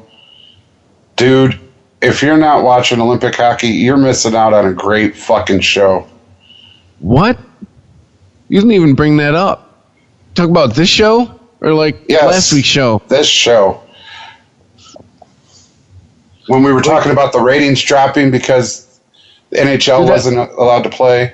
That wasn't at the beginning. That was like 2 or 3 segments ago. I'm just saying. You're missing beginning out of the show. Well, I take notes. It's like we talked about Daytona 500, like at the beginning of the show. Oh, okay, stats. 2 segments ago. You're calling back to like 20 minutes ago. Relax. You're missing a hell of a show. I'm just saying, man. Pesky facts. Getting in the way of my fucking bullshit story I'm trying to make up here. Confusing the note taker. With my partial score updates. Yeah. So on that note, let's end this train wreck. It's not really a train wreck. It's getting train wrecky now. But hey, man, hit us up on the Twitter at Sporgy Podcast. You can always email the show, sporgy@ChristopherMedia.net. Go to ChristopherMedia.net. Hit the leave a review button right at the top of the page. It takes you to the Christopher Media page and Apple Podcasts or iTunes, whatever the fuck you're supposed to call it. And you can leave a review, rate us there. And then, tell a friend if you like it, because it's how this shit grows. So with that being said, we'll catch you next week. All right, later, guys. Peace out, y'all. If you like this show, please tell a friend. Please follow us on Twitter and like and share us on Facebook by searching for Christopher Media. You can subscribe to all ChristopherMedia.net shows for free on ChristopherMedia.net. please make sure to rate and comment on all your favorite Christopher Media shows. Thank you in advance for supporting Christopher Media by clicking on the PayPal button and by clicking through to all the sponsors who support ChristopherMedia.net. Thank you for visiting ChristopherMedia.net, and thank you for listening. Thank you for visiting ChristopherMedia.net.